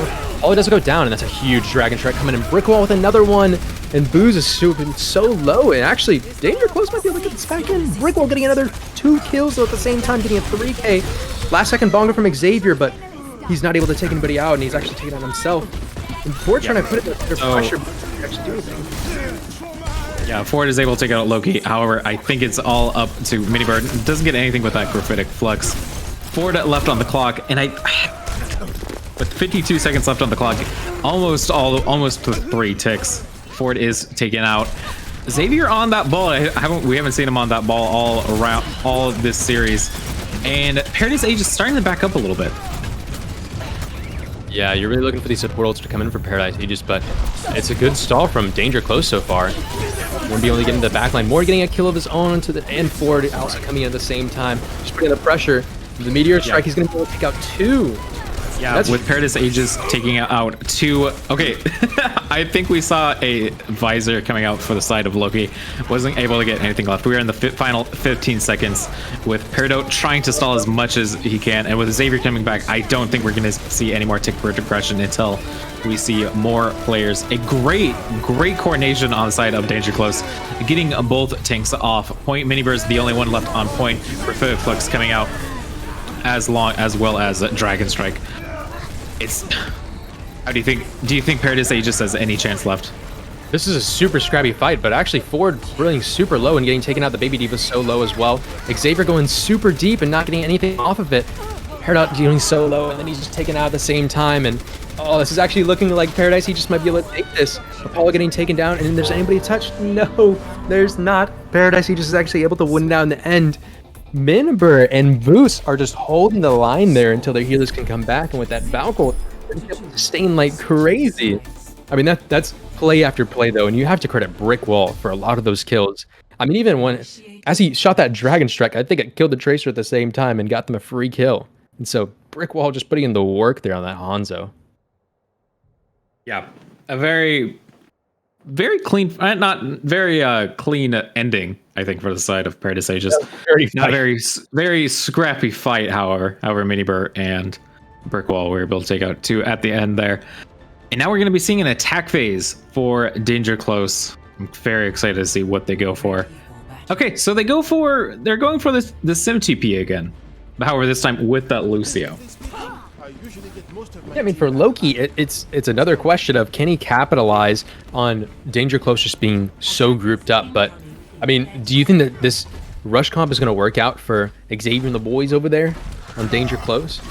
I mean, we shall see. I mean, I think that's your job. You're the color. Do you think it's going to work? Well, they are playing Rush v Rush, and in the past, Danger Close has been able to win it out a decent amount of times. I mean, on Nepal, we saw a little bit of it, but even just knowing Danger Close just in general, we know that they really favor these Rush type of comps, whether it be the zombie comp or whether it be the straight up Rhine Rush. But I'm liking their favors here, and especially when they're playing against a Mercy again on the side of Aegis. I gotta question it again. Yeah, we do see Apollo getting ready for that TP. Not going for it immediately yet. Okay, it does go straight to point, however, it's very low. Okay, everyone is able to get to point, however. And we're going to be seeing how the side of Paradise Aegis is going to be holding it. A take already on the board for Danger Close. And no one... Okay, Booze is also immediately taken out. It's going to be interesting to see how the rest of Paradise Aegis does get this out. Loki is forward on that Reaper. Takes out the Pharah. Capimino getting that great super jump, however. Forward once with a 4K. 6 minutes on the clock. Is going on the other side of point, but he's saying, hey guys, where did y'all go? He's like a little kid lost in the store and isn't even able to take out the lamp on him. And if the Danger Close is just going to be going straight in there and say, we're going up close, that's for sure. A great charge by Boost, however, is able to take out Peridot. And I think this is going to be a quick, this is a quick cleanup for the side of Paradise Aegis. That was an insane first point, though. I'm just going to ignore this second fight, but it was a flash. That ended in about 5 seconds. So yeah, first point though. It's crazy now from forward, as you mentioned. They're Reaper paying dividends, and at this point, I mean, they're close to a lot of ults, especially with the sim wall. They might just be able to TP at a point and just split off the entire team of Aegis. Yeah, it's gonna be interesting. 3 ults on line, however, for Paradise Aegis. We do see both tank ults and, of course, the barrage. If this Gravitic Flux can come out, though, before the beat gets online for Peridot, it would be huge for them.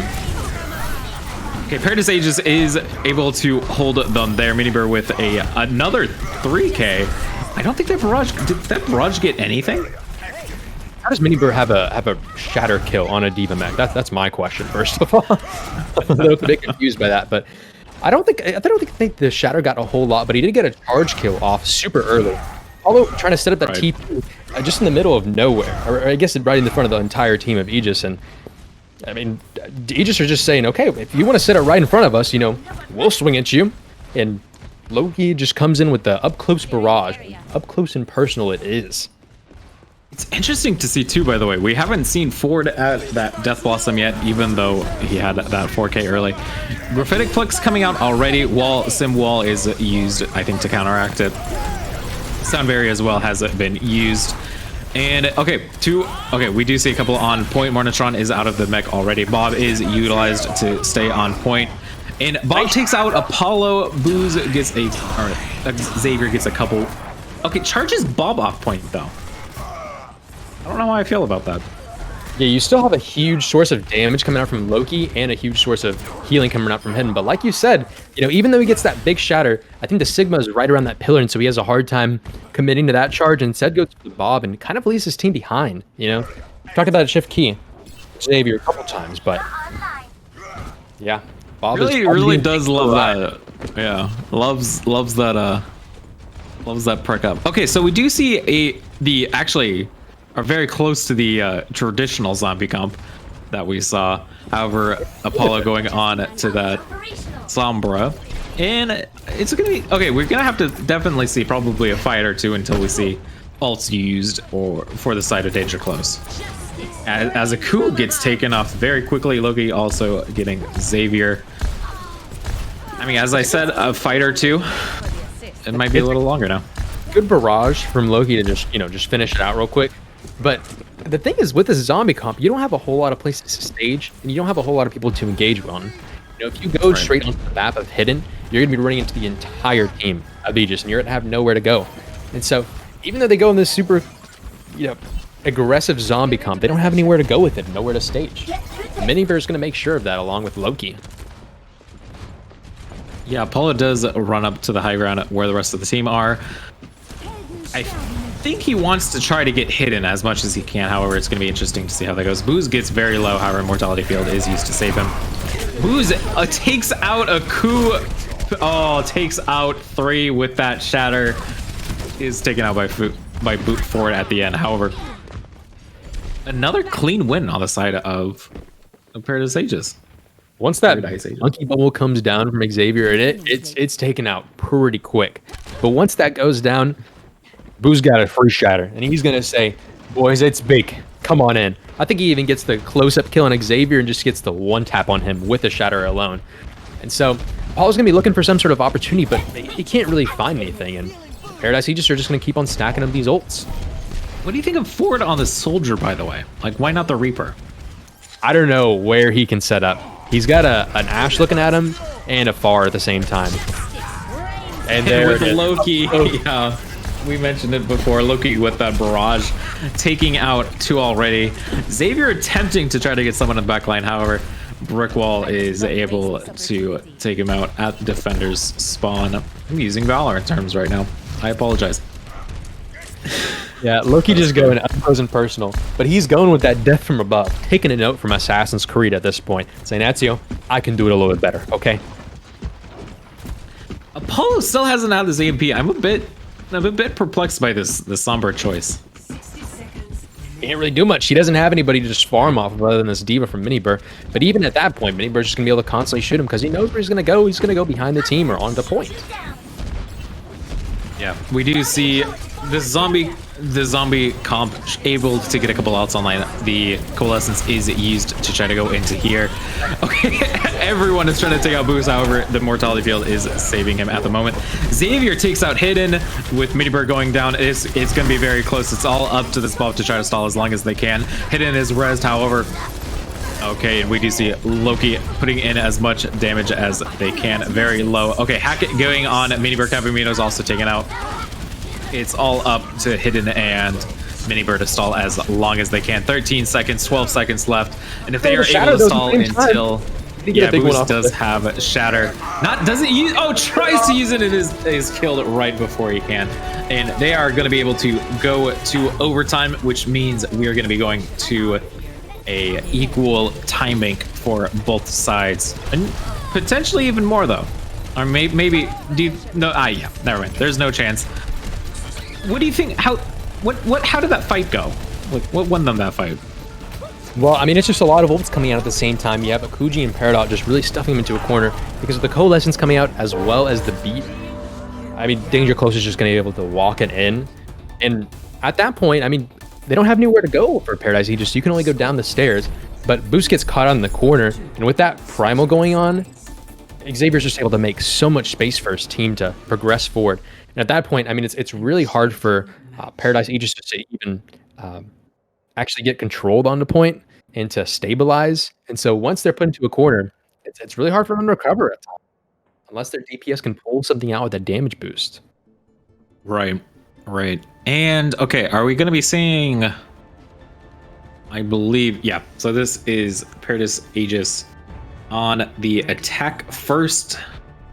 Going towards the double barrier, though, this time. Not going for any sim TPs.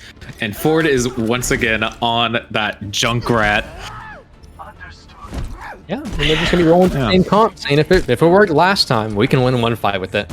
And so, as I talked about before, we're looking for Ford to just get this Riptire up. But at the same time, Apollo's been working pretty well to take out Loki. And so we're looking for a bit of that duel. And at the same time, Peridot is going to the Mercy to be able to assist him with the damage boost. And so... you're looking for these DPS to just get their ults or to just take out the opposing DPS. Yeah, it's going to be interesting. We're going to be going into this third round. It's all up to Paradise Aegis. They have to get something here, or else they're going to be giving match point, all entirely decided by Danger Close. Keep an eye on Brickwall, though. He's been playing an insane Hanzo these games. Yeah, Loki with a great concussive, able to knock off everyone off the high ground. They do rotate to point, however. And Booz and Minibird getting very low, so they're gonna have to be... they're playing very cautious consistently. Not sure where they're trying to actually walk through, though, because Minibird is on this top left high ground, but like, usually with this Orisa, you want to go through the bottom right so that you can just have more corners to be able to play around and more cover. And we do see it go that way. They're very split, though. Yeah, Boost is very really split. Dying, especially that Riptire. Loki attempting to go for the off angle. Apollo is going to get pushed off the map, so they're going to be down to 5v6. Aku is also taken out, and I think, okay, yeah, we're going to be able to see a first point win for Paradise Aegis. However, it's all up to the second point push. Tries to hit back Loki, but at the same time gets concussive blasted, so he just gets the double knockback on him. This is going to be a really interesting fight. I mean, Danger Close doesn't really have any ults to work with other than the Riptire, so if we can see the Riptire and the window come out just to stuff them, it's going to be really hard for Aegis to go in. They're probably going to have to go down main and just rush it in. Apollo, he's out here though so far, the soldier being 1 HP, and he does get taken out by Loki. That's not boding well for them. Yeah, Apollo is taken out, and with the Mercy also taken out. Riptire has to get something, but I don't think it's going to be able to get anything in time. And yeah, takes out... doesn't even take out the immortality field. And with everyone else going down, we are in overtime. Ticks are ticking away for the side of Paradise Aegis. Dragon Strike is used. Prophetic Flux is used, I think, to stall as much as they can. However, it's going to be too late for Danger Close. 4-2. Yeah. Would be wanting to run that one back. I mean, that's That's super tough. I don't know if he doesn't expect them to run down main, but with the time being so low, usually you'd expect the attackers to just come running it down. But at the same time, even though Ford gets this Riptire off, the MO comes out, and Hidden is just saying, "Yeah, I don't, I don't care about the Riptire. I can stay in my own ground." And Ford is saying, "Team, can you shoot the MO?" And it's just up for so long as he's trying to weigh it out. And during all of that, his whole team just falls to the sides. Yeah, we are okay. No one's picked on the side of Danger Close. I wonder if they were just having a bit of a team chat. Same comp again for the first defense for Paradise Aegis. That kind of weird Rhine Sigma Far Mercy. I'm interested to see what Danger Close is playing. They're teasing a bit of a ball comp here. Are we gonna be seeing Brig Zen? That would just be, guys, are we going rush? Yeah, it's attack. But it's looking like it's a bit different. They're really heading towards these heavy DPS players so they can just, win the first fight. It's honestly, whenever you're playing that ball comp, a lot of it's just up to the neutral fights and just trying to get that damage coming out at the same time and just being able to chunk somebody down. Yeah, we're finally going to be able to see Xavier on that ball. Ford immediately getting down to below half HP. However, I think is going to be able to get healed. Xavier going in the back line towards point. Booz is already playing on point, though. Booz is already there. Poor Xavier. This is I'm very curious to see the story of Xavier. Gets to low. Okay, Ku is taken up by Loki. I'm a bit worried about this Brig Zen against a Far Mercy and Hanzo. Mornitron is going to be taken out. 19 seconds left on the clock. It's all up, I think, effectively to Xavier to touch at this point. Yeah, Danger Close just don't know what they want to do with this comp. But at the same time, Apollo gets taken out, and if they get this res off, it might be actually good for them. But okay, so they'll be able to get the res off, but this puts him in a really low ground position at the same time. Xavier able to get the slam, but it's gonna be really hard for him because his team isn't there to capitalize on it at the same time. Xavier's just gonna be trying to stall this out as long as possible. But Apollo taking 1 HP, and he gets taken out. Xavier gonna get killed and hidden though at the same time. Yeah, Xavier going for the spin to win. Okay, couple people going down for the side of Paradise Aegis. However, Mornitron is able to take out quite a few as well. The Far Mercy is still here. However, with Mornitron and Booz being the only ones left, I don't think there's any way to say this. And Paradise Aegis takes it back. We are going to be going to game number 5. Match point for both sides. I'm really surprised by that outcome. I didn't think that Paradise Aegis would be able to run it on those 2 points so quickly. But with the comp that they were playing, they were just able to rush on through. And they had no problem at that point. Yeah, quite an interesting round.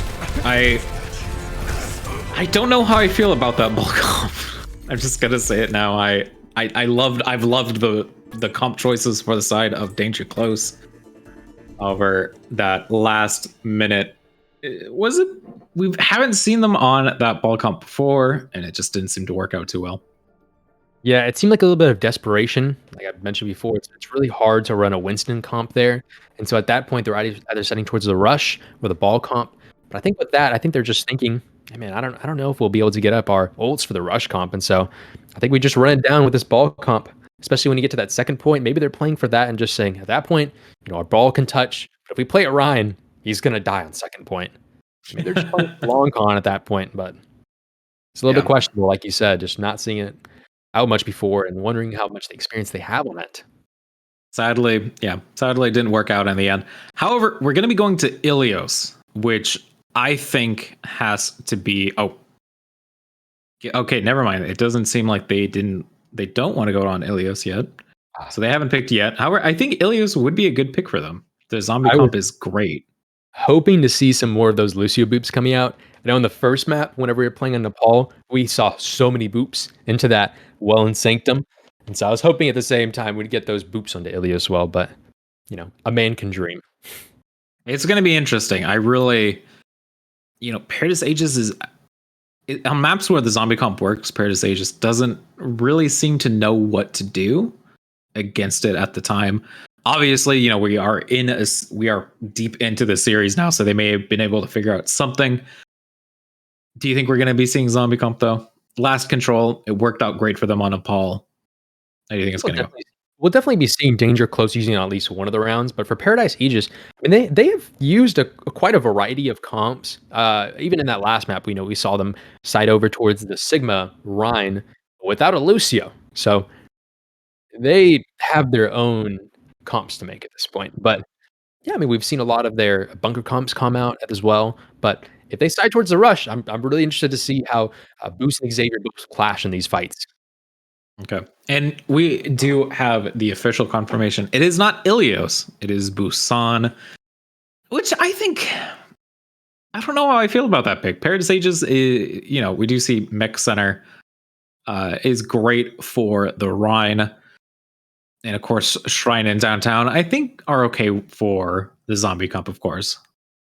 Downtown is usually a really great map for zombie comp, but Shrine it does somewhat heavily like lean towards a double shield comp, especially for teams Right. that are not experienced in the zombie comp. It's really hard for them to stage anywhere together, and we see a lot of teams like Dallas Fuel or San Francisco Shock bring it out, but for a team that has a little bit less experience with each other or a little bit less synergy, possibly, it's hard for them to really go together and say, we need to go here, we need to go here. You have to be really decisive on Shrine if you're going to play that zombie comp.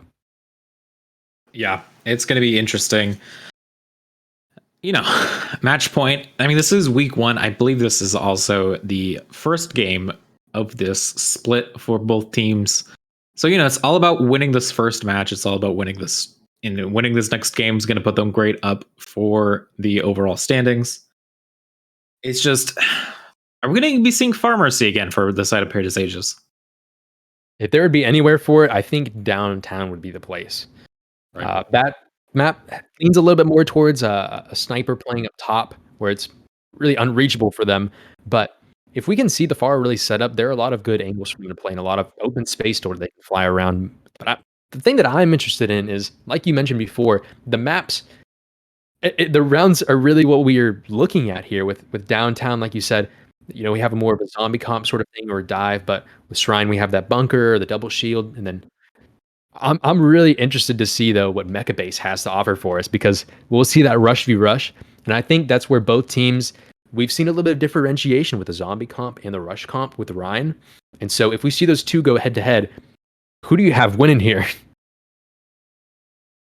I still have to give it to Danger Close. I mean, I don't think we've seen Rush versus the zombie comp yet. However, Danger Close just so coordinated. Yeah, I do enjoy the rush on that map specifically because your diva can do a lot of work, especially if you're playing so close together. But yeah, it's really up to Danger Close to see how well they play that. And I mean, we've seen such a close game here already with the 2-2 and just going blow for blow.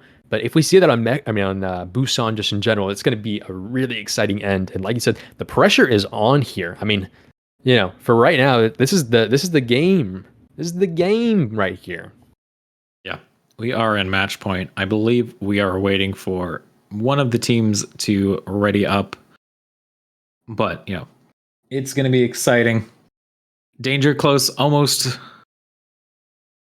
Oh, okay. We do see a couple switches on the side of Paradise Aegis. Average does come in for Brick. And okay, both teams are ready. We're going to be going into match point. Busan 2-2. Spam your roasts for Danger Close and whatever ones you want to spam for Paradise Aegis as we are going in. I mean, I think we need as much inspiration and encouragement as they can get.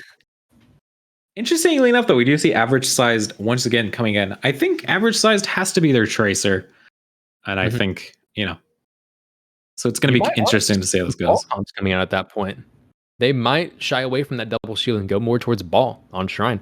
If we see it out, I'm really interested in it because it is a little bit of a difficult map to play, especially if there's a tracer on the side of Danger Close if they decide to play that zombie comp. But if they don't, Boost could have a good amount of work or a room to work with average sized. Yeah. Well, okay, we are finally going, and I'm sorry I said it earlier. We needed another minute. Okay, match point.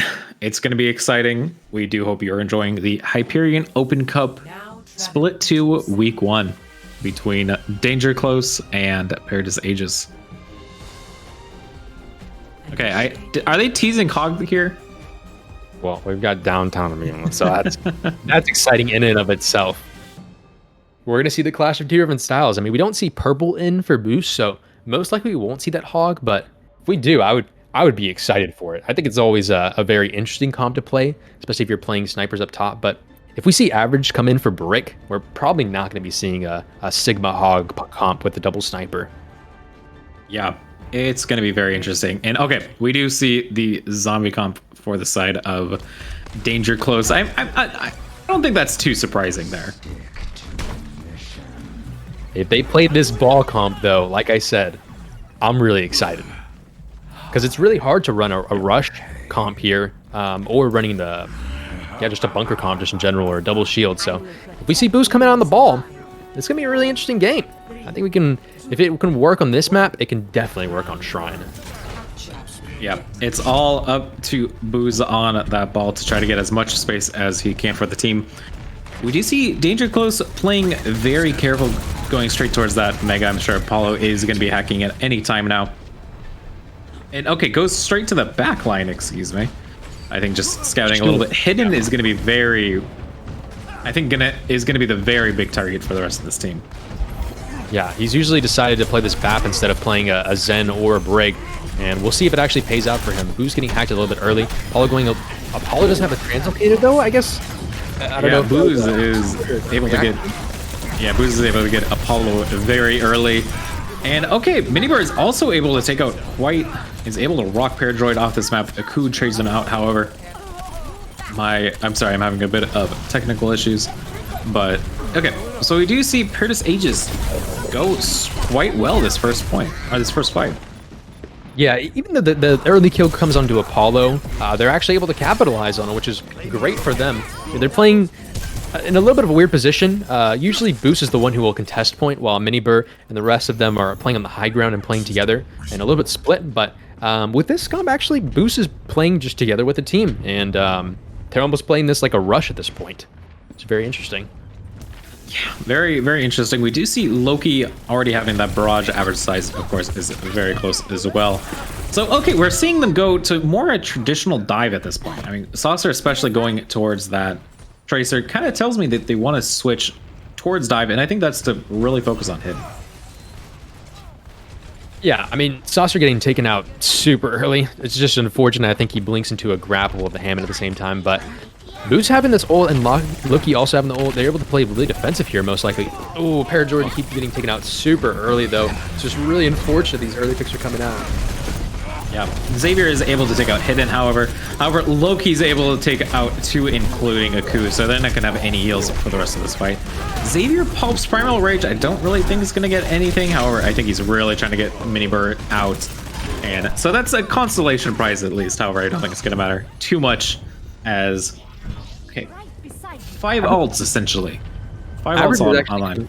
A lot of value here. Morn not really being able to shut him down from chasing after his backline, but Average is able to take the off angles, and while Xavier and Morn and Co are all diving on their enemy team, Average just goes into this off angle. A nice stick, but the fate comes out. It was 8. Okay, great. Mornitron E. Hidden does take out Xavier, however. Okay, oh, and takes out Average Size, is able to take out Mornitron after the Diva ult is used.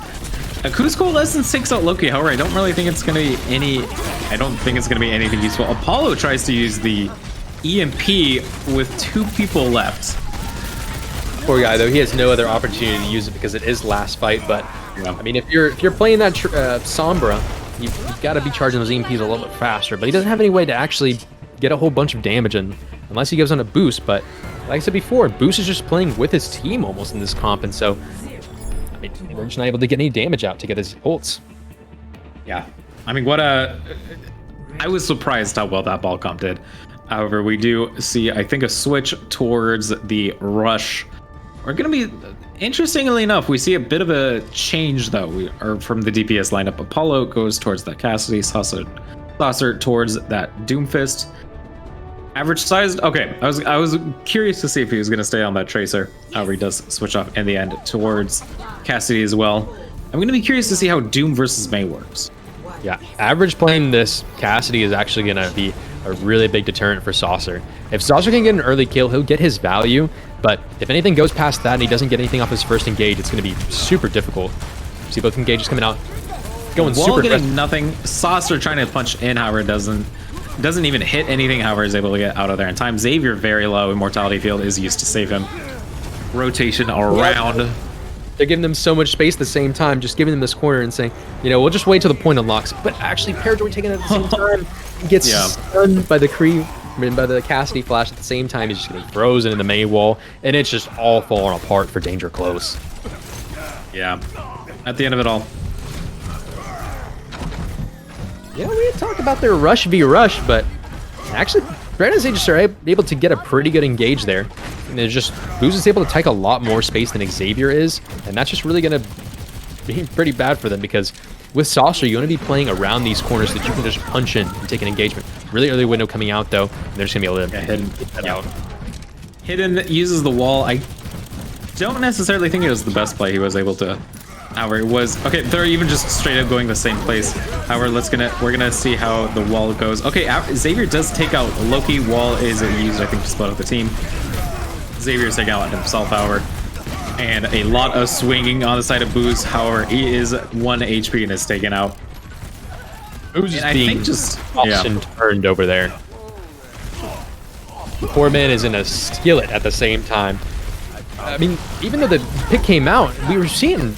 I mean, Danger Close were just able to win this out in the end. Saucer doing a lot of damage here and just being able to deter the other team from even touching this point. And we're not gonna be able to see his Danger Close. Excuse me. Yeah, Danger Close is able to take back this round. Yeah, kind of an interesting fight. Yeah, it just doesn't have a good amount of ults to work with, especially this Mei ult. But if we can get a big shatter coming out from Xavier, that's gonna be awesome. So we're gonna see how he does it against Booz. It's really gonna be this Rhine v Rhine mind game at this point. Average sized and Loki are excuse me, average size utilizing that Deadeye try to make space. Okay, Seismic Slime getting, or next Seismic Slime, excuse me. His dual ult getting nothing for there. Both Immortality Fields taken out. Xavier and Paradroid do go down, and with really no one low on the side of Paradise Aegis, I think this has to be a very clean win on their side. It was a really good initial fight from Danger Close. You saw the Doom going in and getting a lot of damage off, and even Average wasn't able to hit that flash onto him. And Xavier actually got a shatter onto both tanks, but they're just able to sustain out, especially with that beat coming out. Perfectly timed beat from Nemo just to keep his team up and getting ready to go back into the fight. Yeah, no, and so and it's starting to look a little iffy. I mean, maybe 2 fights. However, they really need to get something through this. Window getting blocked by Loki's Maywall, however, they already are able to take out Mornitron. Booz taking out 2 with the Fire Strike, and just another clean win. And we're basically in final fight territory now. Booz is telling everybody that main tanks can aim if their target is 1 meter from them. Sniping 2 people from the window, but also it's a really nice wall coming out from Loki. Even though Xavier tries to bait it out, he's actually not the one that gets taken by it, but as the rest of his teammates are, and Xavier and Co are just going to be trying to rush a point, but they actually have this B in order to engage against the other team. How are they going to play? So they're going to play aggressive, or are they just going to start cutting back? Okay, huge shatter on the side of Xavier. I don't think is able to clean out anything. Booz tries to shatter, or tries to charge in, however, is stopped by Saucer and is taken out. Okay, we see a bunch of picks on the board. We're basically in an even fight at this point. However, many people are low. Xavier is frozen with the Blizzard. We are in a 3v2 situation. Okay, oh, and Apollo's taken out by Capamino. It is all up to Capamino to win this for this team, and I don't think it's going to be able. Okay, Capamino's really trying to take out Akuji, however, I don't think he's able to, and finally is taken out by Paradroid. It's a great play from Saucer. Saucer is still just going on a roll here, able to get the counter charge in the last fight. In this one, he's just rolling people, coming in with that Doom ult and slamming everybody down to the ground. We don't need a Space Jam. This guy's got the sequel to it over here. This was that was a very interesting last fight. It was constant trades, constant, you know. Okay, we do see average size and Loki go back to the Cassidy Mei. And once again, we're in very final fight territory for this. Xavier shatter again, though. Least.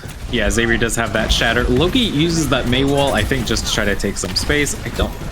Probably could have used that a little more aggressively. Deadeye coming out for Saucer. Apollo getting nothing for it. Great defense matrix on the side of Minibird. On Minibird, excuse me. Average size taken out. Hidden also. Huge shatter getting 2 people down. Shatter getting 2 people. Died. Yeah. Okay, we do see Minibird trying to use that bomb. My screen. We're gonna go 1-1 again. It's looking like. My screen was very low. Okay. It's so scrappy. Doom is okay. Doom has to contest. Okay. However, we're in final. Okay. Saucer gets the kill on Average. Saucer has to do this, and Saucer takes out Hidden.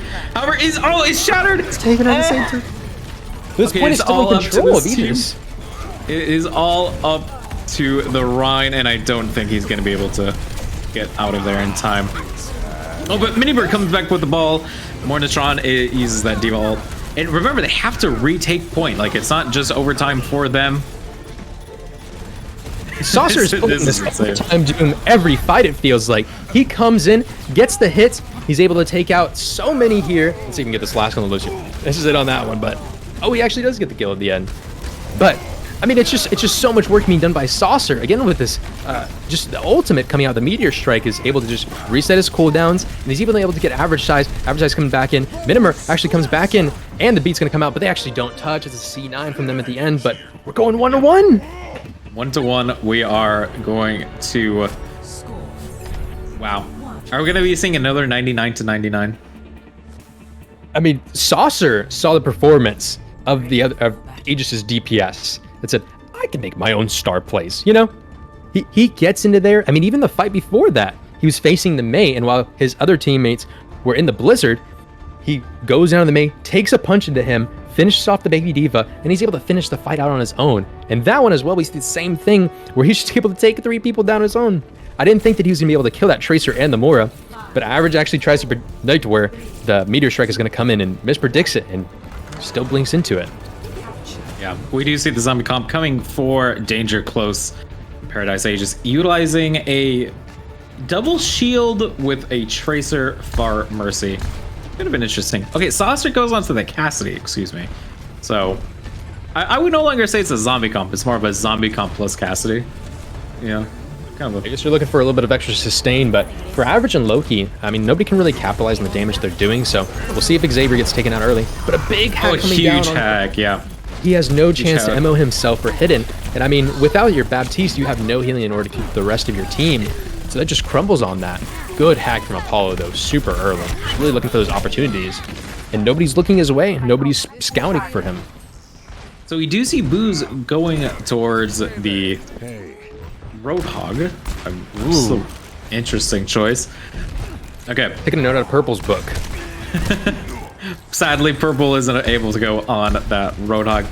Loki's already on that Barrage, though. We should be watching out for that. It's gonna be interesting to see how they're doing it against Saucer. Two for Paradise Aegis already on point. However, multiple members already trying to get Saucer is able to get Saucer. However, Savior also takes out Hidden at the same time. Coalescence is popped by Ikuji. And yeah, this is, I don't know how I feel about this team comp. Okay, excuse me, as Average Size takes out 2. Average has brought it back, it looks like.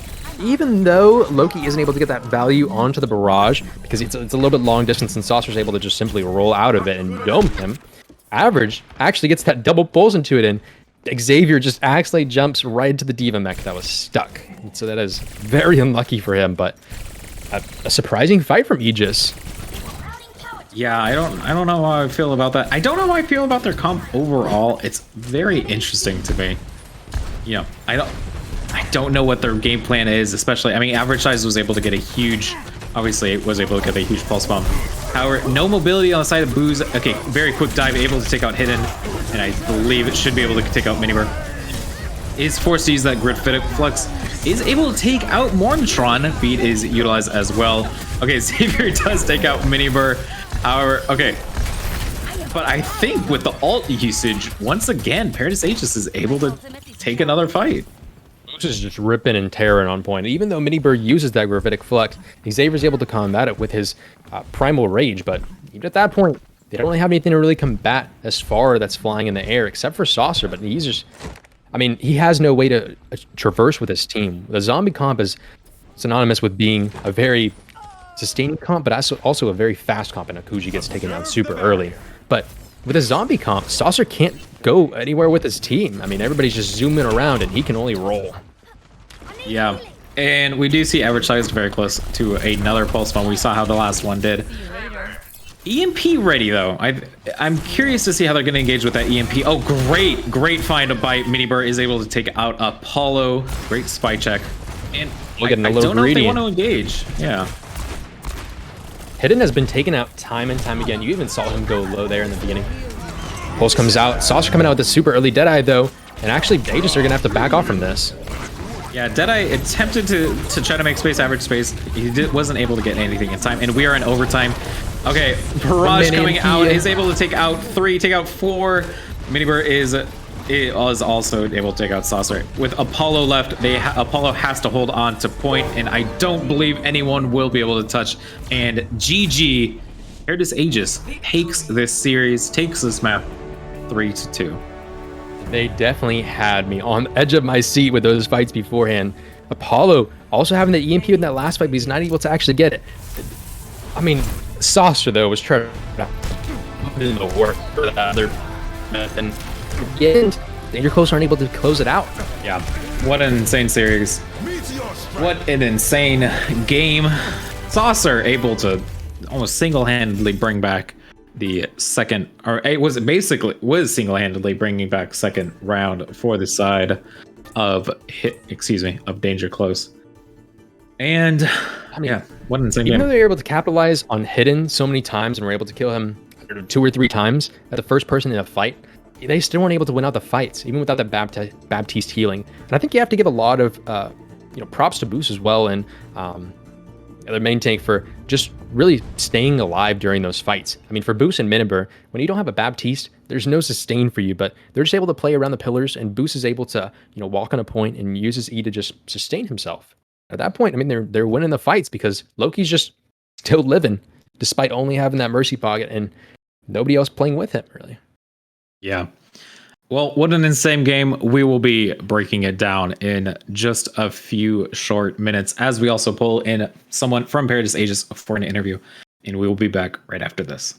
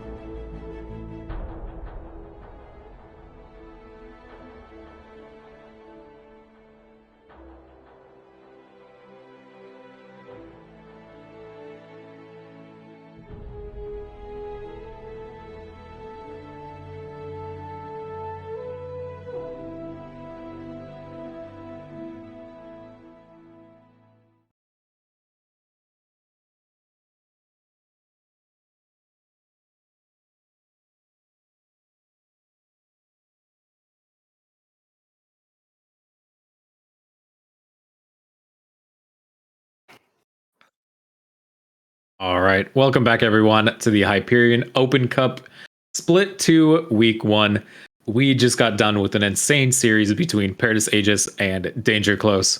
Paradise Aegis able to take it 3-2 on map 3 of our last map, excuse me. We are joined by, I think, consensus MVP of the match, Minibur. How are you doing? I'm doing good. How do you feel after that?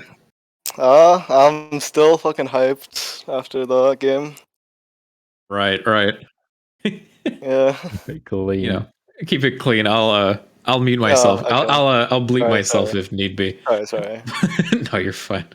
What would you say was your highlight of that series? I mean, you had so many 3Ks, you had so many, I think you even had a 4K a couple times. Like, what was your highlight of that series? Honestly, personally, it was just like our last fight on Junkertown. It was like, I was just finishing off the kills and like it was too late, but I killed the Genji like last second with a rock. So for me, that was my personal highlight. But like, I think the team can agree. Like at the end, that was all our highlight. It's just at the end winning on Busan. Yeah, great game coming out from y'all, Mini Bird. But Yeah. I guess one question that I had was just with the bunker comp that y'all played a lot of times, and as well as the Sig Hog, was that something that y'all prepared for Danger Close specifically, or were y'all just really confident in y'all's ability to just outright win with it? Well, we had practiced like certain variations of the bunker comp because like I guess we just assumed they would run brawl, so we just practiced our like spam comps with like Orisa and then changing up the tanks. But we've been running those like types of comps for a while now. It was a fair assumption to make, I think. Yeah. Right. And well, going off that question, how did you react seeing the zombie comp for the side of Danger Close? Like, were you particularly happy? It seemed to work well for them on the first point. However, you did seem to be able to really neutralize it later on in the series. Every time I see six man or like the zombie comp, I get a little nervous because it's just annoying to play against. And yeah, we had to adapt a lot. But towards the end, we got used to it and like we learned what to do and stuff. So, with a lot of that hog comp coming out, as I had mentioned before, how did y'all account for that decision of just bringing Purpley in for that specific map of Junkertown, but not bringing him for Busan? Was there more of a value on the versatility that Boost had brought to the game, or was it more of just a decision of, we've played with him for a while, and so we're going to keep on going rolling with that? I think it's just versatility. Like we just kept Booze because like he could play the ball, and we mainly wanted to run that. But the hog pick was just like a spur of the moment thing. He went hog, and good for him. It worked. It worked. Sometimes you just got to bring up the hog. I respect that. Yeah. Well, great. Well, okay. Do you have any particular shout outs do you want to make to the team, to your team, to Danger Close even? Who do you think played particularly well? Who would you give MVP to if it was up to you? Besides yourself, of course. Yeah, to anyone. Honestly, I'd have to give it to my tank partner, Booze. He did amazing. The he was always there. off tank bond. Yeah. It's real. Well, that's great, man. Well, thank you for coming on for interview, Minibur. Really appreciate y'all, and I mean, great series. Got to hand it to y'all again. Super. I mean, even for us, I bet it was nerve wracking just coming to that third round of the last even possible map, unless we had a draw on that random map. But great play from y'all, and yeah, glad to have you on board. All right, thanks for having me. Great. All right, thanks, Minibur. And I think that was it for us. This has been a great series. Gap, where can they find you on Twitter? Well, my Twitter is just at Gap Streams, GAPSTREAMS. It's new, so I mean, if you got any, retweets, I don't know. All right. Well, you can follow me at the Zohan Casts. Zohan, spelled like the movie. And of course, you can also follow Hyperion Cup at Hyperion Co, I believe, on Twitter. But that has been it for our broadcast. I hope you enjoyed this game and series of the Hyperion Cup, the Hyperion Open Cup. Thank you, and have a good night.